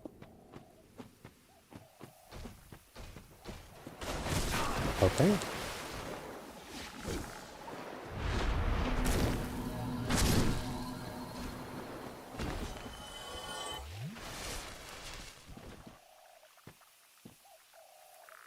You know, on second thought, I don't really need this. Whatever they have, I don't need it. I'm fine.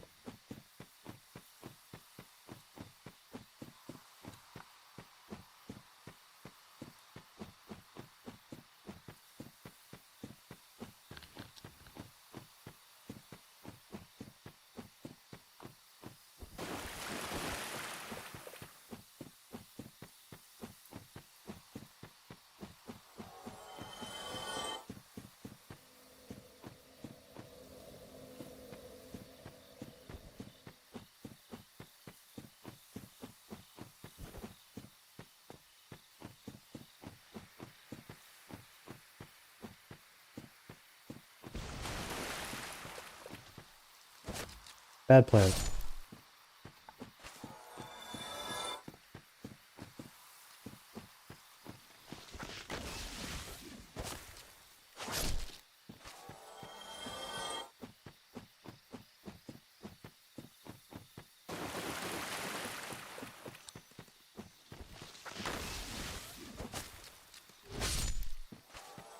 Ooh, nice. Now, the blood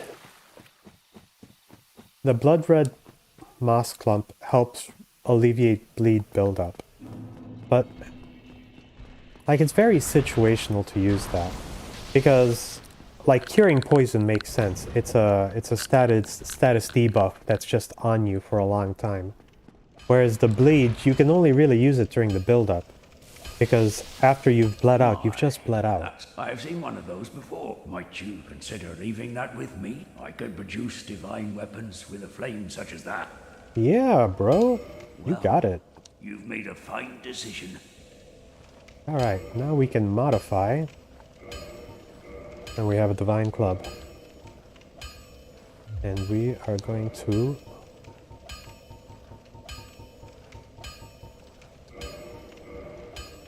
take it as far as we can.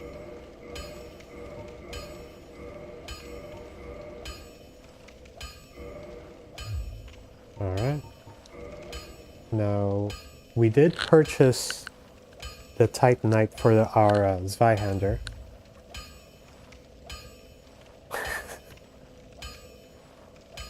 You know, it makes me wonder if they were voiced by the same dude. Now, do we want this Zweihander to be our fire weapon? Or do we want to save that for later? Because we can always make a lightning Zweihander.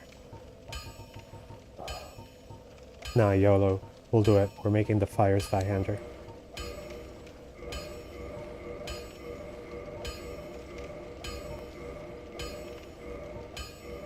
Really be careful. Don't want to see my work be squandered. Alright. So...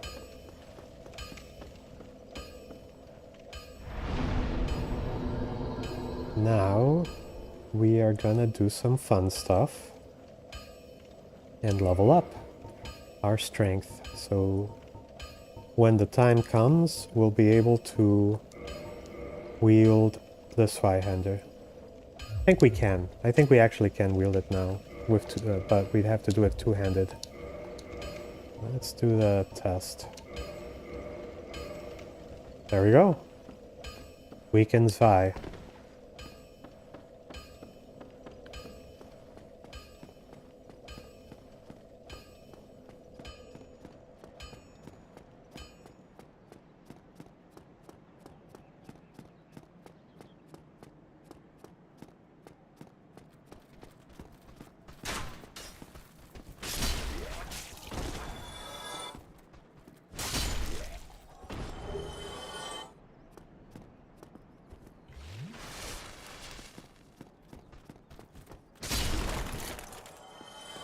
Got all of that attack.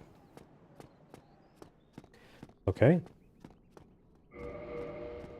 However, the Zweihander is not what we need to go into the bone zone. That is what the Divine Club is for. So I would expect that most people going into the skeleton zone don't have a divine weapon on them of any sort. And as a result, once you get into the catacombs, the skeletons will just continuously respawn, revive themselves until you kill their respective necromancer. What the divine weapon does is that it allows you to put them down for good, even if their necromancer is still alive. And because it's a club, it's going to do more damage to the skeletons anyway.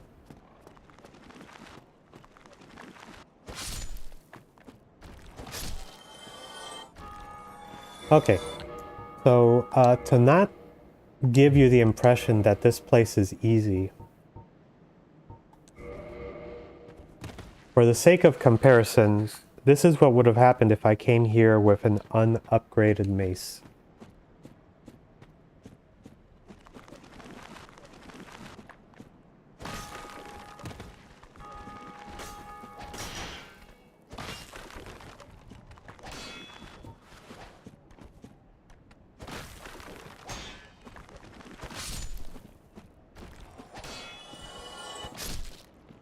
And that's why we have the the Divine Reinforced Club.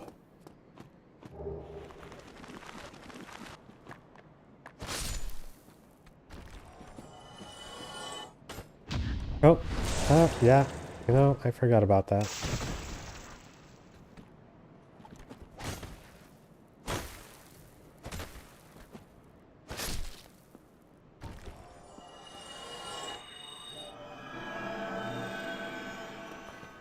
Yeah, I think this area is just kind of there to bait you, to be like, hey, you can try to go here at the beginning, but then you realize it is way too hard. Similar with New Londo. Okay, we're not going to mess with that. We already have the Zweihander.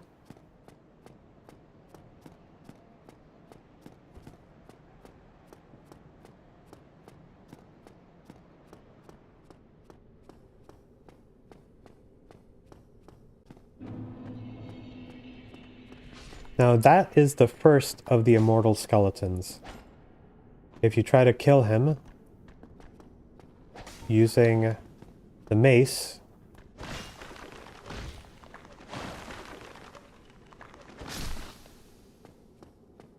you'll notice one, I'm not getting any souls from that kill. And give it a few seconds, he comes back. And they kind of repeated that mechanic a bit in Elden Ring, where they in Elden Ring, where you have to kill their little like soul thing. Yeah, you can't make nice looking lady characters in Dark Souls, so instead we made Leon S. Kennedy from Resident Evil.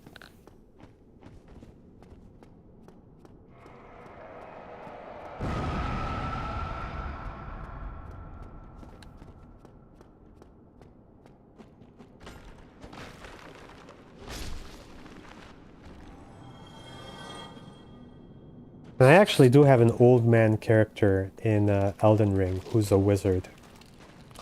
Originally I was going to go with the name like Drunk Gandalf or something like that.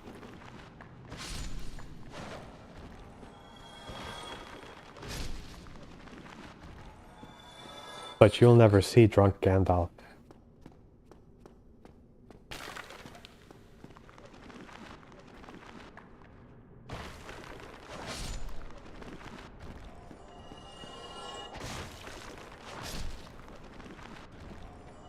Yeah, the extent of my Resident Evil is basically Resident Evil 4 and 5.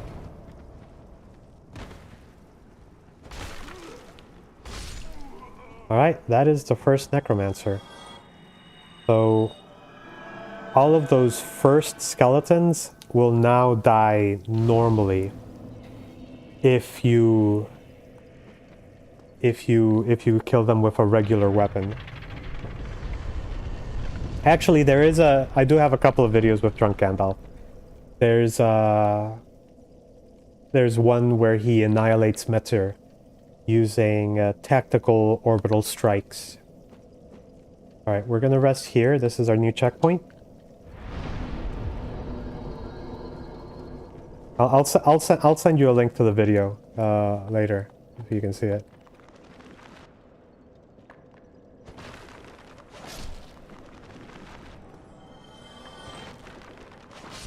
Alright.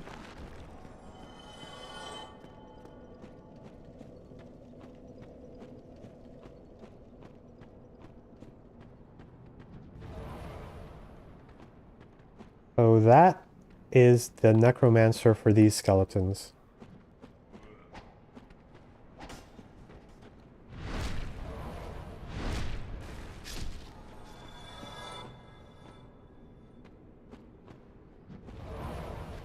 Oh, right. Right. I have something for this.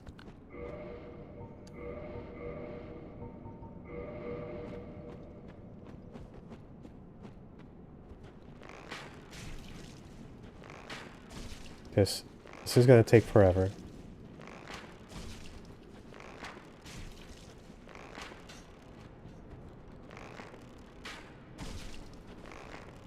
Forget the headshot. Yeah, headshot's better.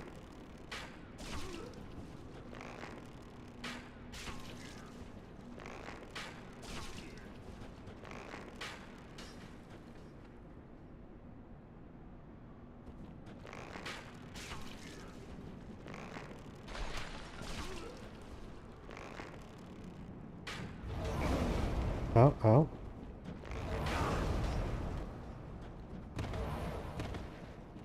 Okay.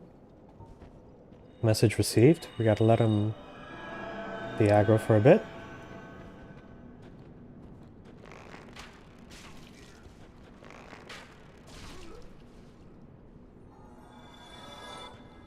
Okay. That is one less sniper to worry about.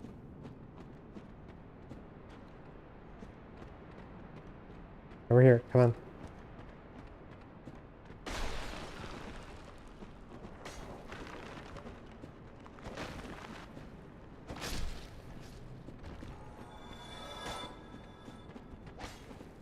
Now, because we're coming here so early, it is gonna sort of mess with the patches encounters, but I'm not overly worried about those.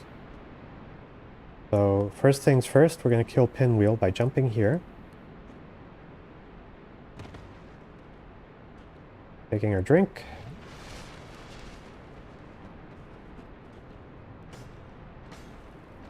Killing the skeleton.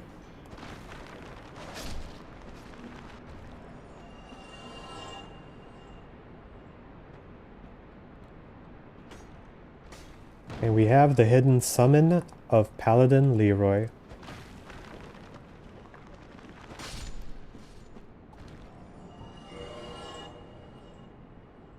I don't know if you knew about this.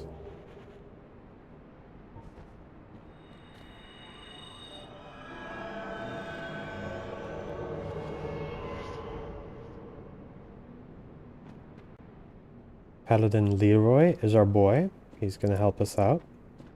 Because DS1 has the worst wheel skeletons.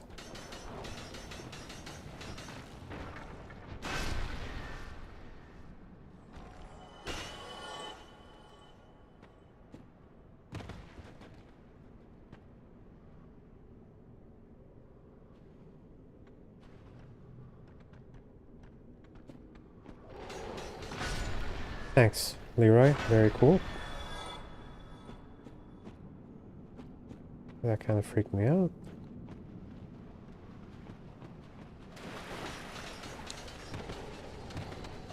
Okay, there's 3 of them.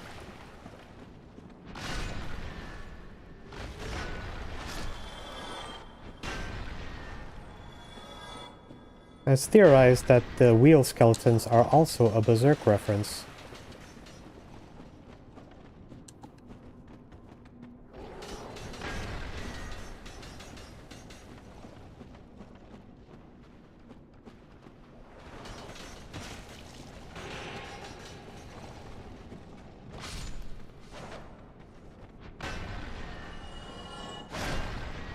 Now what happens if they hit you, they will stun lock you and just chainsaw your life. Ooh. Got ourselves a humanity.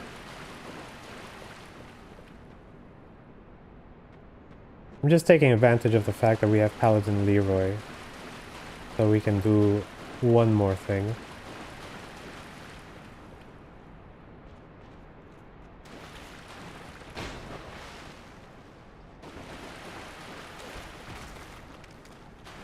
Leroy?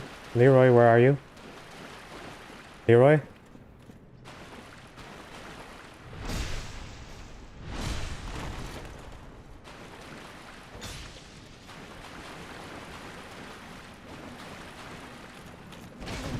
Oh, okay, cool.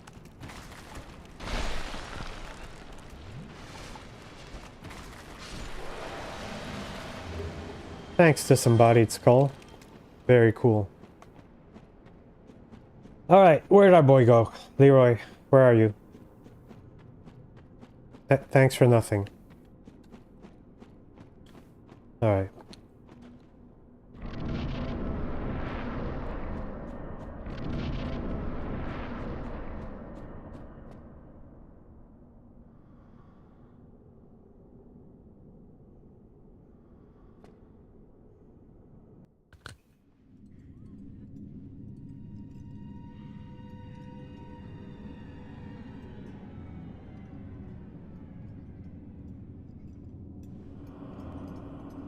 Very spooky. One of the darkest, most ominous bosses in the game. Pinwheel. The experimenter. Who sends fiery shadow clones to attack us. Definitely not a joke boss.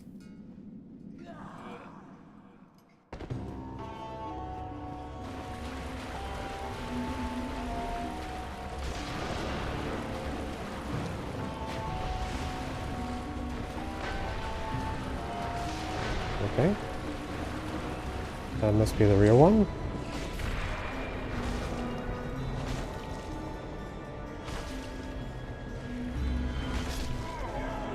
And he's dead.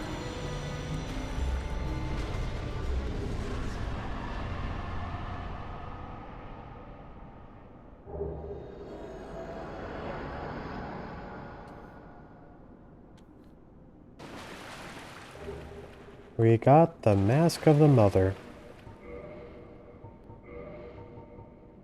Which slightly raises HP. We'll take that. Alright, we are not going to keep on exploring because it only gets worse from here. And we are not going that hardcore on this particular run. We just want to get that Fire Zweihander so we can beat the Taurus demon. I mean, how else are we going to get him? However, we can kindle this bonfire.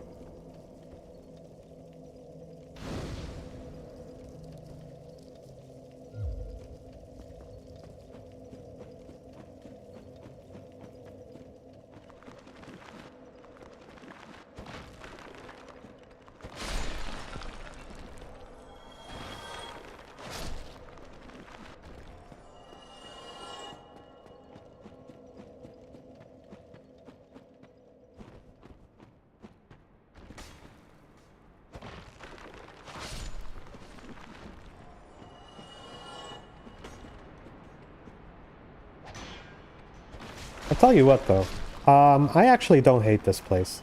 At least the first part, which is the place where the small skeletons are, not the giant skeletons. The giant skeleton place is freaking awful. But the small skeleton place, oop, I did not want to do that. I wanted to hold my shield up. But this part, I don't mind it. It's like a fun maze.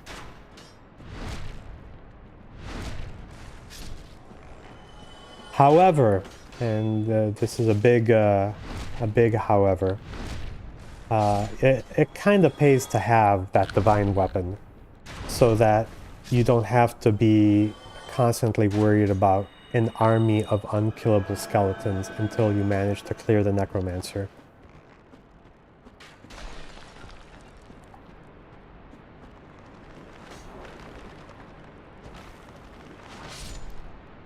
How'd that swan dive work out for you, buddy?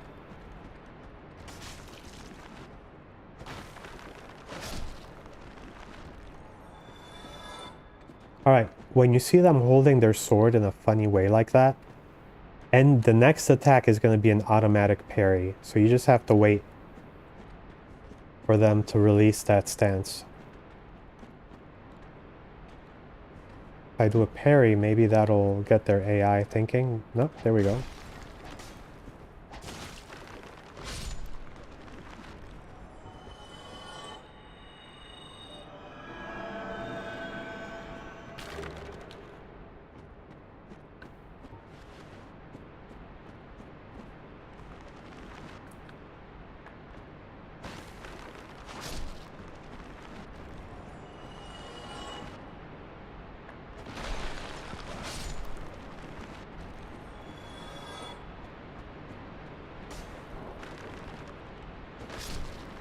If you want to get your hands on a falchion, killing these skeletons is one way to farm it.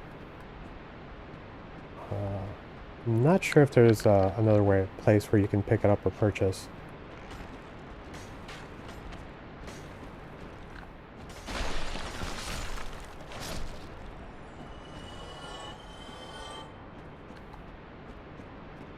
Cannot go across the spike bridge.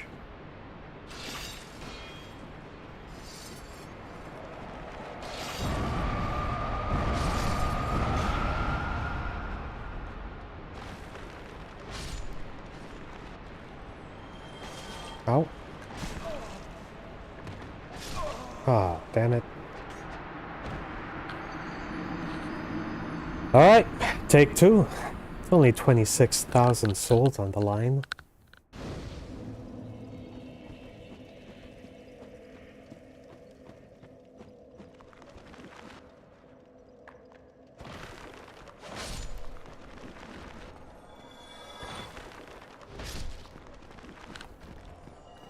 Now, a lot of people like to run past all the skeletons, which, you know, I don't blame anyone for doing that. But since I sometimes take my time, I don't want to deal with a lot of skeletons after me, so I'll just take them out. Plus, that will give me more spending money afterwards anyway.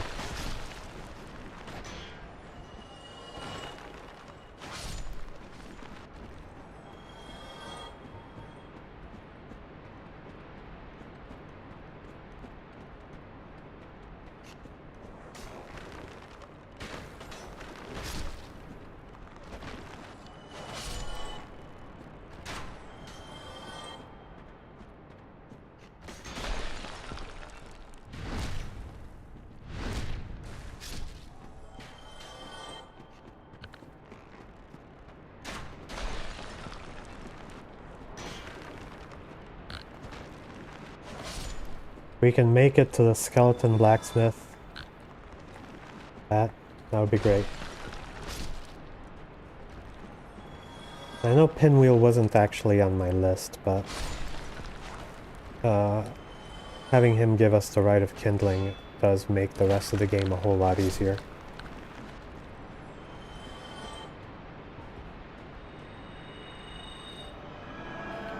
So something, Chronic, something you might not be aware of. In Dark Souls 1, the healing flask system is a little bit different from literally all of the other games. The healing flasks here are based on the bonfire level. So you level up the bonfire, and by leveling up the bonfire you get more heals when you rest at it. So resting at some bonfires might, if you don't level them up, is only going to give you 5. And you sacrifice the humanity to the bonfire, and that is what raises how much Estus is recovered.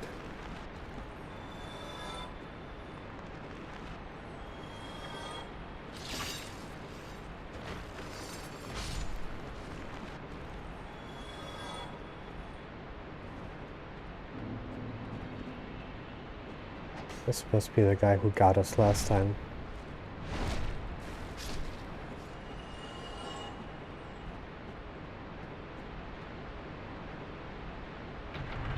Now, if I came back here at the correct part of the game, Patches would be standing there.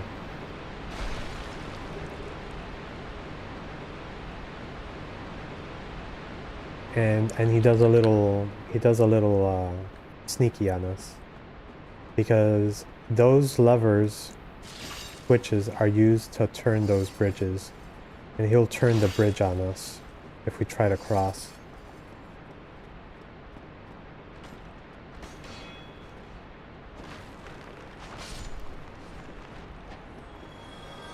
Which, you know, that's a very Patches thing to do.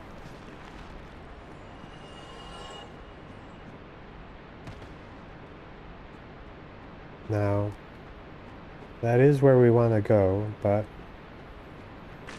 kind of. A fun fact, there is a bonfire there, and there's also a sneaky statue there. And we're not going to rest at that bonfire, because then that's going to be our new checkpoint, and it's going to make it harder to get out of here. I want to keep the original bonfire that we have, the first catacomb one.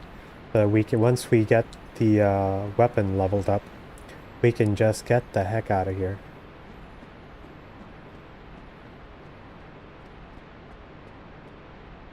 This is where we want to go.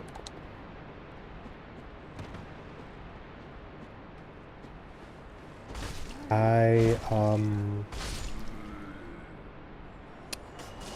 didn't pick up the item. Oh. Okay, I'm gonna have to go back there and get that item. Yeah, that item. We want that item. So I'm gonna have to go get it.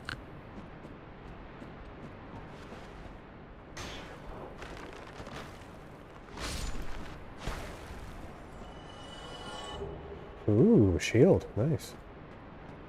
Red and white, in case you're going for the Viking look. Nice wooden circular shield.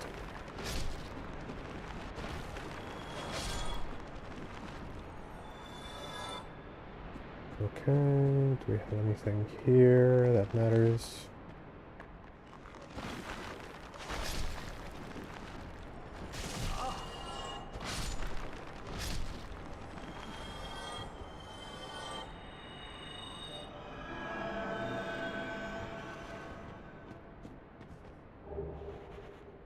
So yeah, the Estus system, the way they changed, that's one of those quality of life changes that, like, I didn't mind the old system, but at the same time, the new system makes sense. Because right now, because we got the Rite of Kindling from Pinwheel, as long as we have the humanities, we can upgrade each bonfire to restore it so that we have 20 Estus. And we haven't even beaten, like, the first boss that we're supposed to. There it is, the Great Scythe.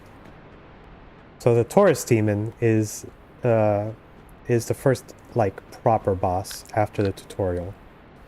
So, okay, so if you want to follow along at some point, what you want to do, you do not want to run. You just want to do a standard walk. Just a not like a slow walk, a standard walk. And the reason I mentioned this is because I have died many times thinking that I had to run. Okay?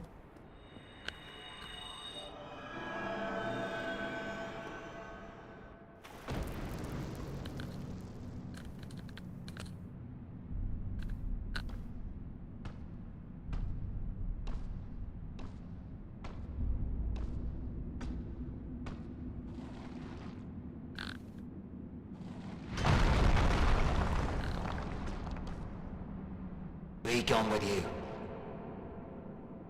You'll spoil my focus.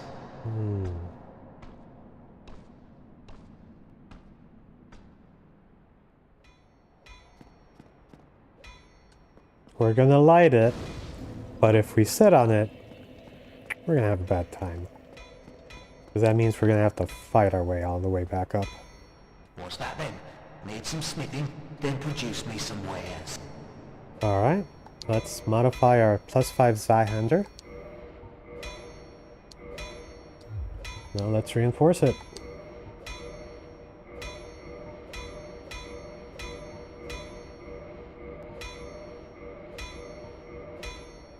There we go.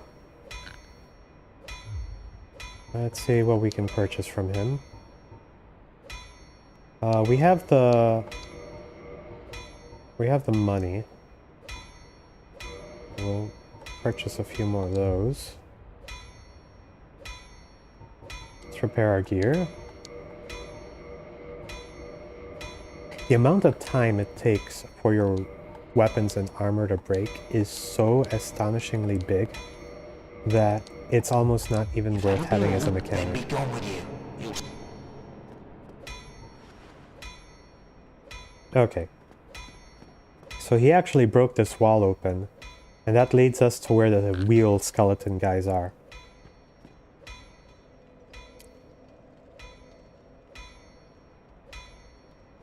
It's a little bit out of scope for what we're doing, so we're just gonna get the hell out of here.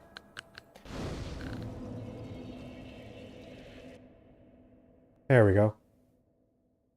So we got our holy weapon. We've explored the spooky cave. And we have our fire weapon. We can finally play the game.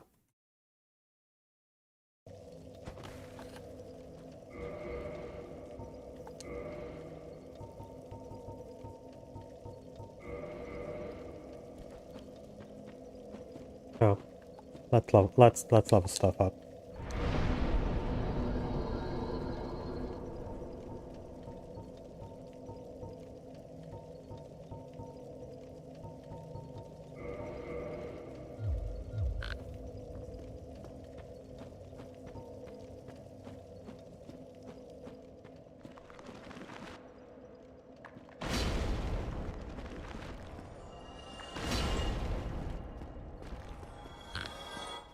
Alright, it does decent damage. Decent damage.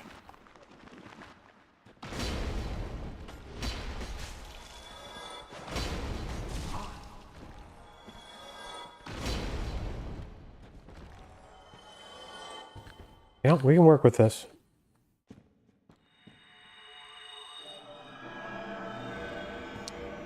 We'll change it to the Grass Crest Shield because might as well get that passive stamina regen.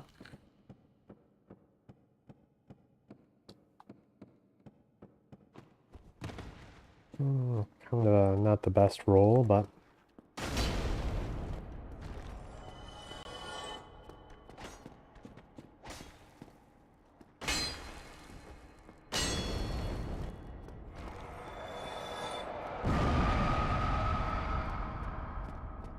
we'll deal with the floating skulls from Doom.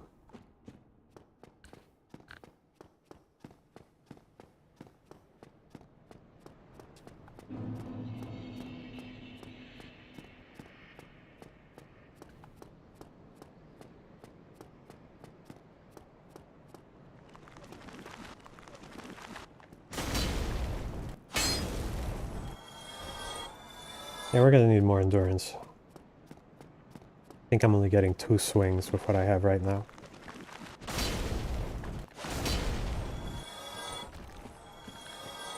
Albeit they are wide swings, but still, it's only 2 swings.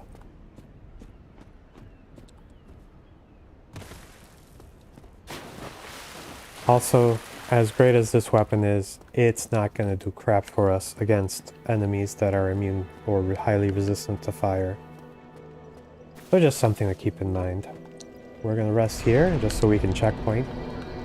Because I don't want to die and spawn in the catacombs.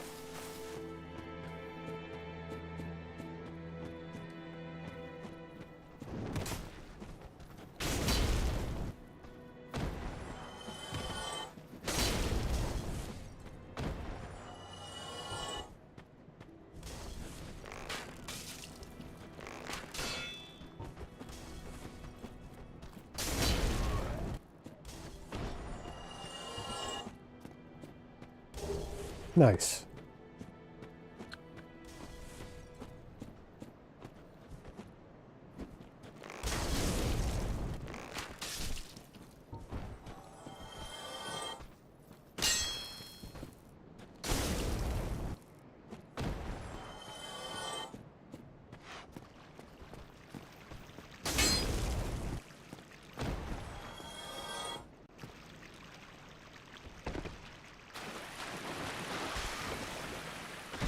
Okay, that is the worst thing that we wanted.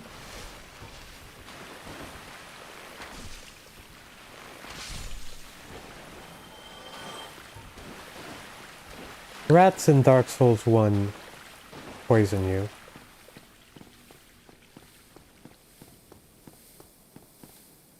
It's a pretty rough poison.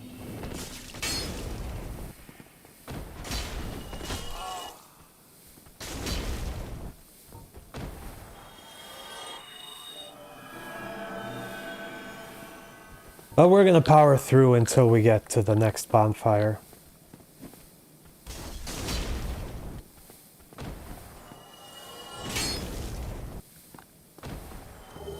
Sweet.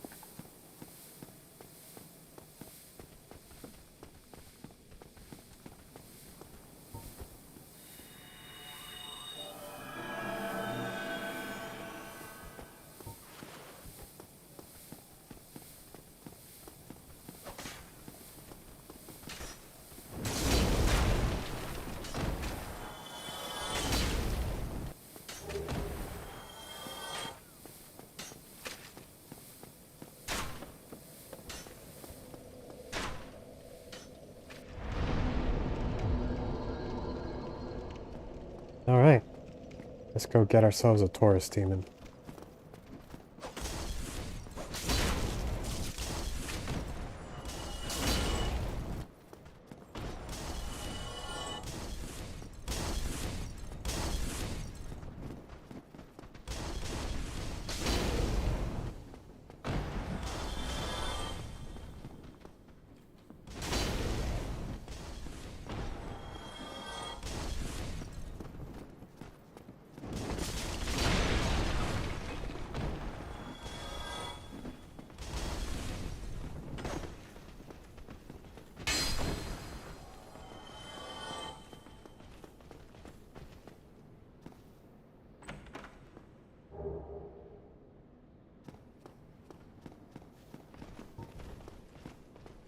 Now, I think...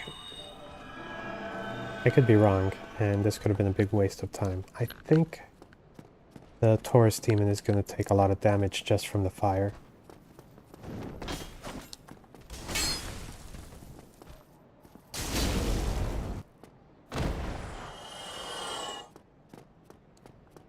Which I certainly hope to be the case, because otherwise why did we even do all this?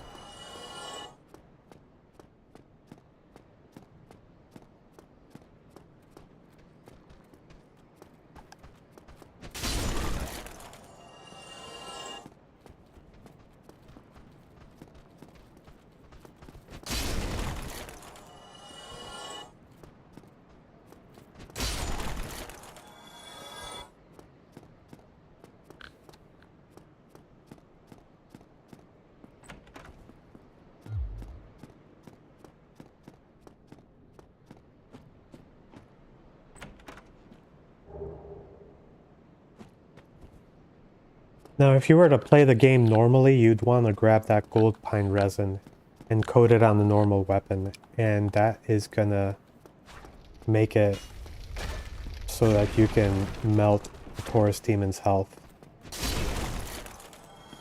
But we're going with the fire Zweihander.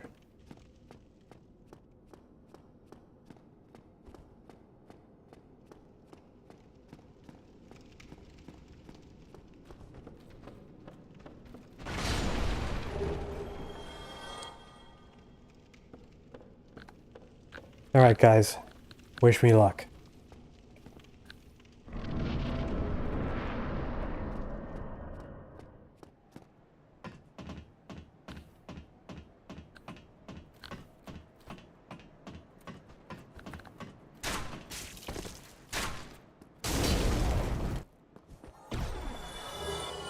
Oh, sweet.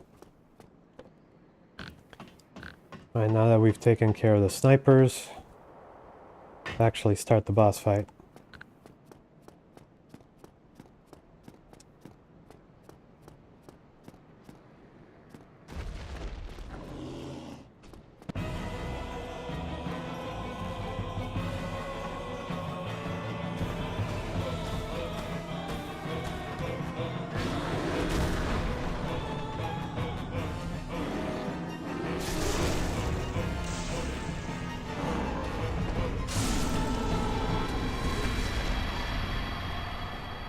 We did it, guys!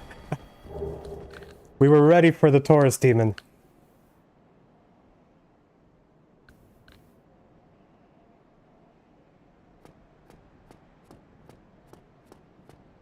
I remember the very first time I fought the Taurus demon. He kicked my ass over and over again. I was like, should I stand up in the tower and throw fire bombs at him? Should I do this? Should I do that? And, you know, eventually I kind of figured out how to fight him, but I figured we'd do something a little more fun for this fight.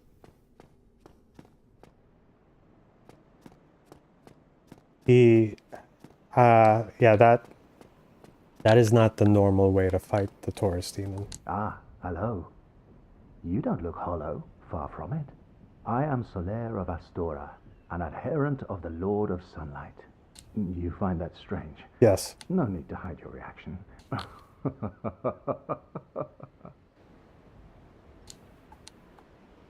Oh, I have a proposition.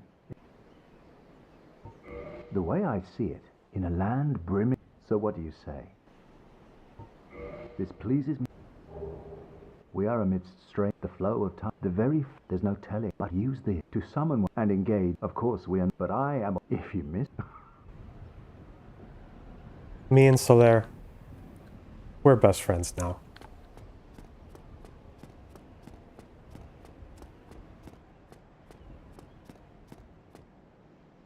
How do I want to proceed? Well, let's just go this way.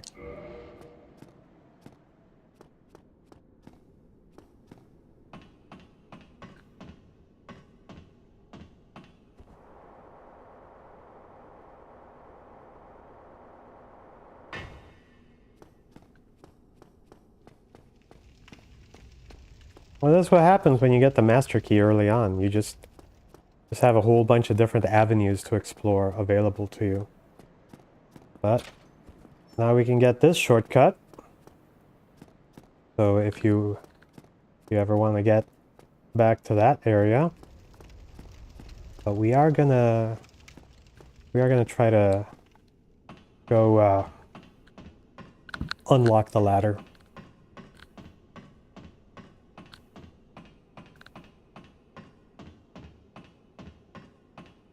What a thrill.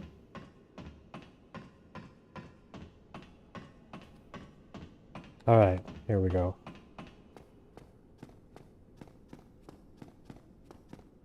Just poke our head over here. Okay, that's far enough. Hide behind the wall.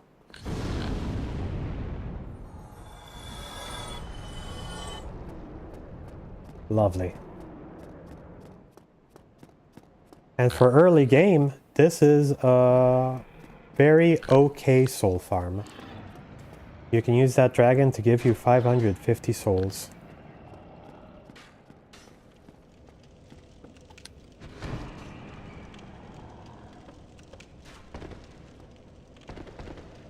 Alright, see? We got the ladder.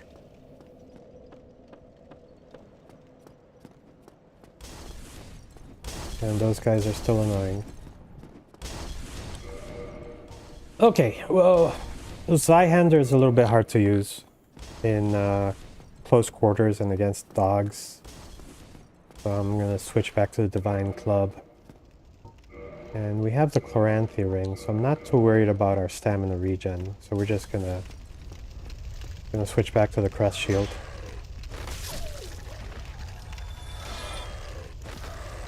Ah. There we go.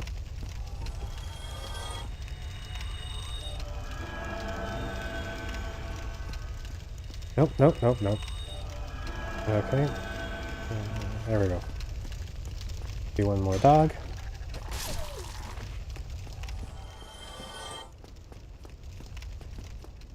Did I get the residence key? Somebody help me! Damn, I'm finished. How did this ever happen? I did not get the residence key, so we're gonna have to come back.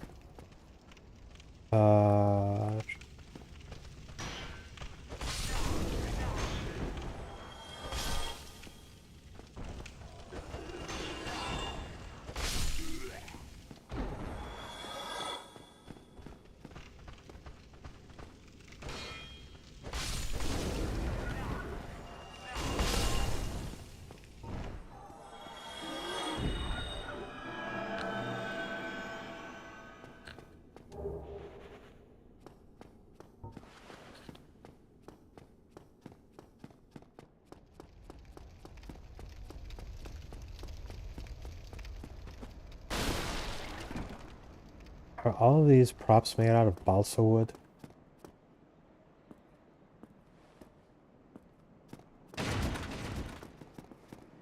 Bandits.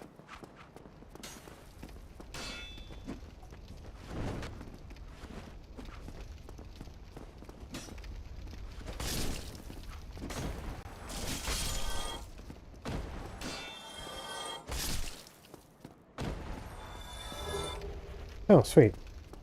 And then we can parry even better.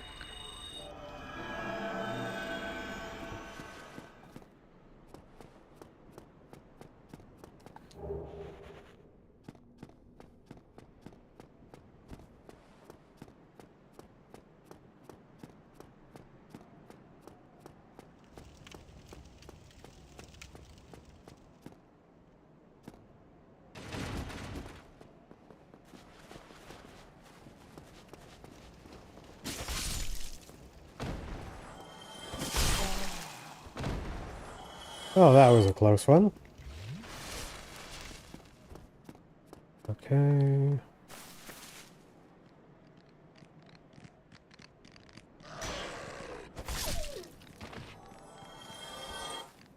This is the Dark Souls gameplay loop. Let them hit your shield, and then respond.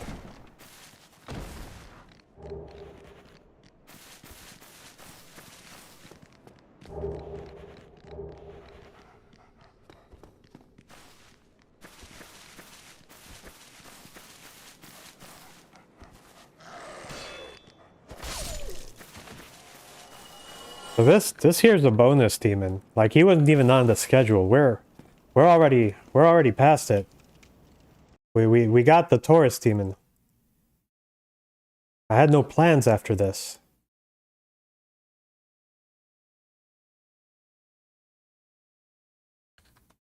But we're gonna press on.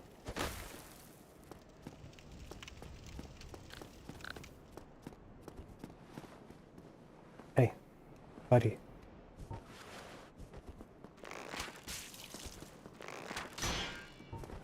Buddy, come here.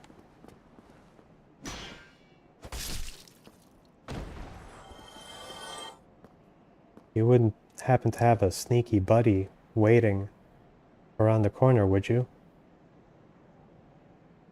Would you?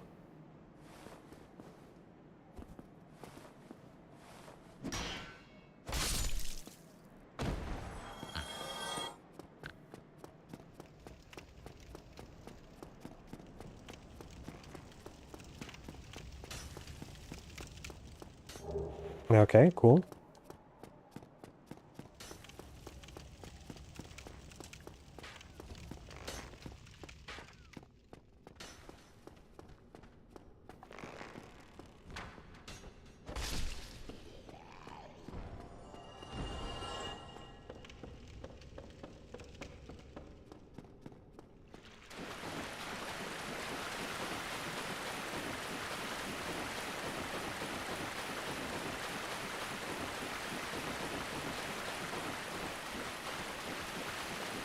And there we go. We've unlocked another shortcut. And all of this without even defeating the gargoyles. Amazing. Now we will eventually have to defeat the gargoyles. Because they are standing between us and the upper Bell of Awakening.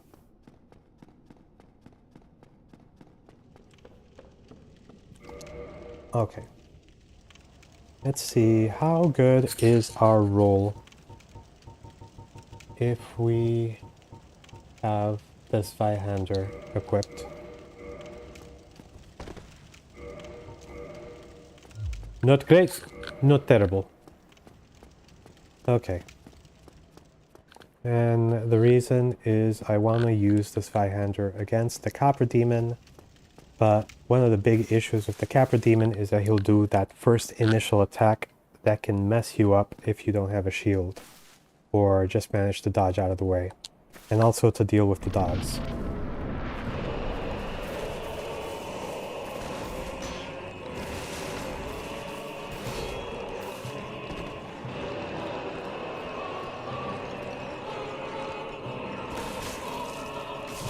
Okay, cool, awesome, thanks.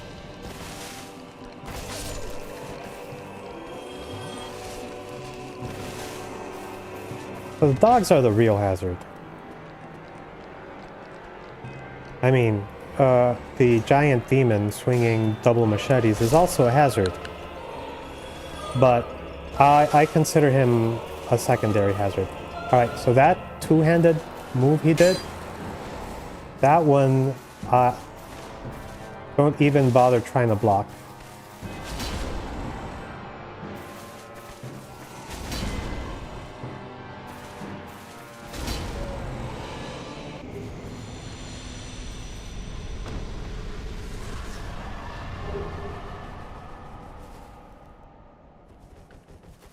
Fire Zweihander for the win. Alright, was there anything else here?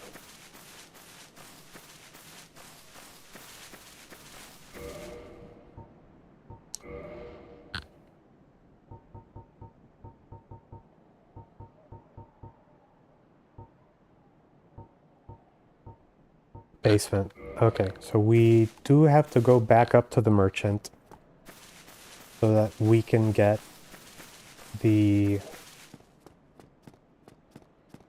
residence key to open up the door for our boy that's trapped over here. Fortunately, I have not had to rest at a bonfire just yet, and we have our shortcuts. So getting the key should not be a problem with this shortcut.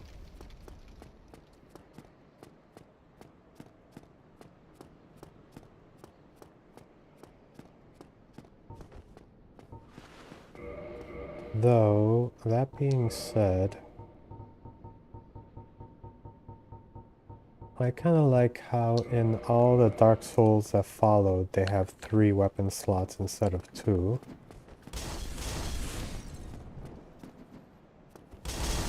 Oh.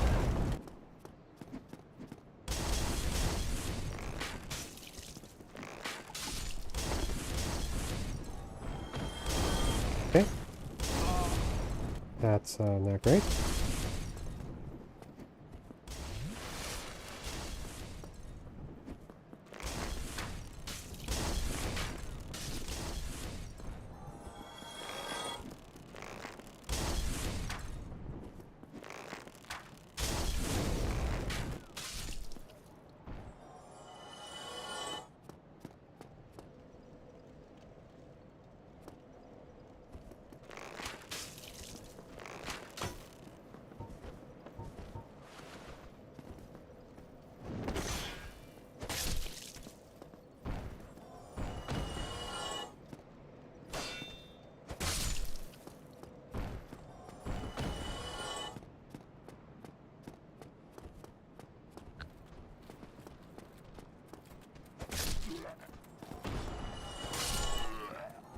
So even though they're holding up their shields, since we do magic damage as well, it just goes right through their shield.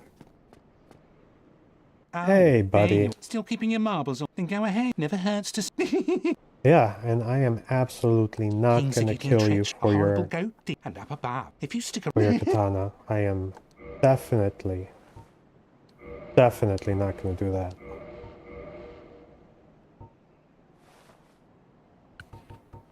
What do we got? Yeah, I think we got the good stuff we can get from him.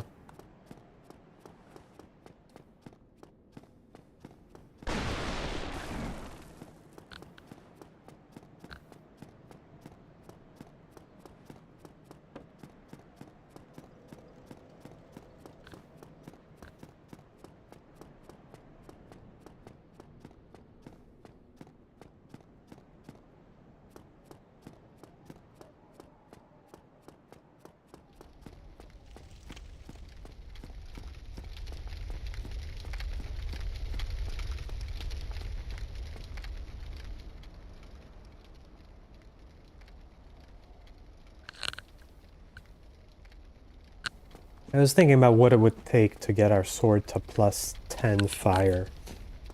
And technically you could do that. You'd have to defeat Quelaag, but you could do that before Anorlando. I am thanks to you. I mean, the problem is getting our hands on the red Titanite chunks. I have my sword. Besides, I haven't. And I'm not going to do any, like, item duplication stuff. Hello. I have my sword. Besides,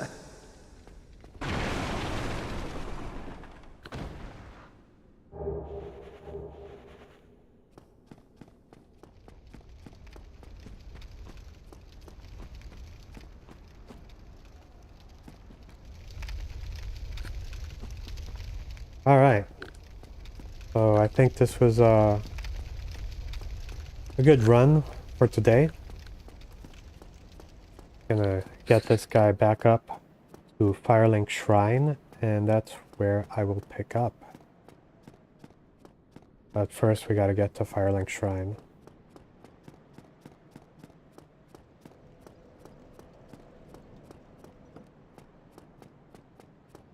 This is where music would come in real handy. Nice walking music.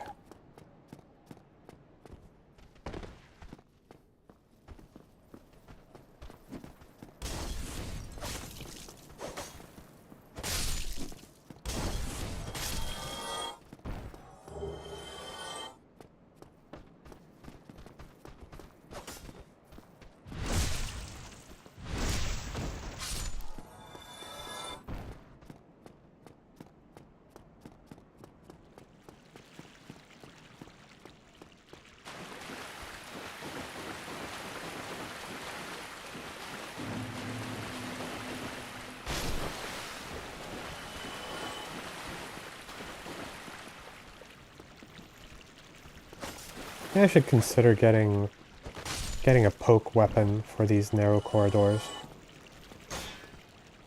so that I don't end up smacking my weapon.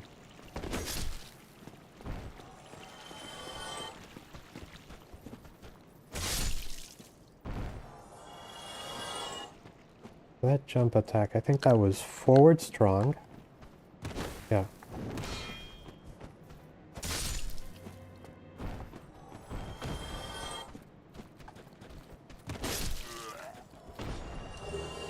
Sweet, 2 long swords. That's double the damage.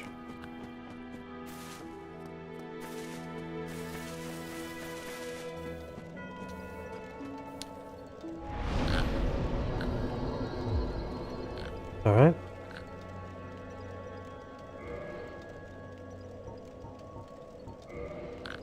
Thanks for watching.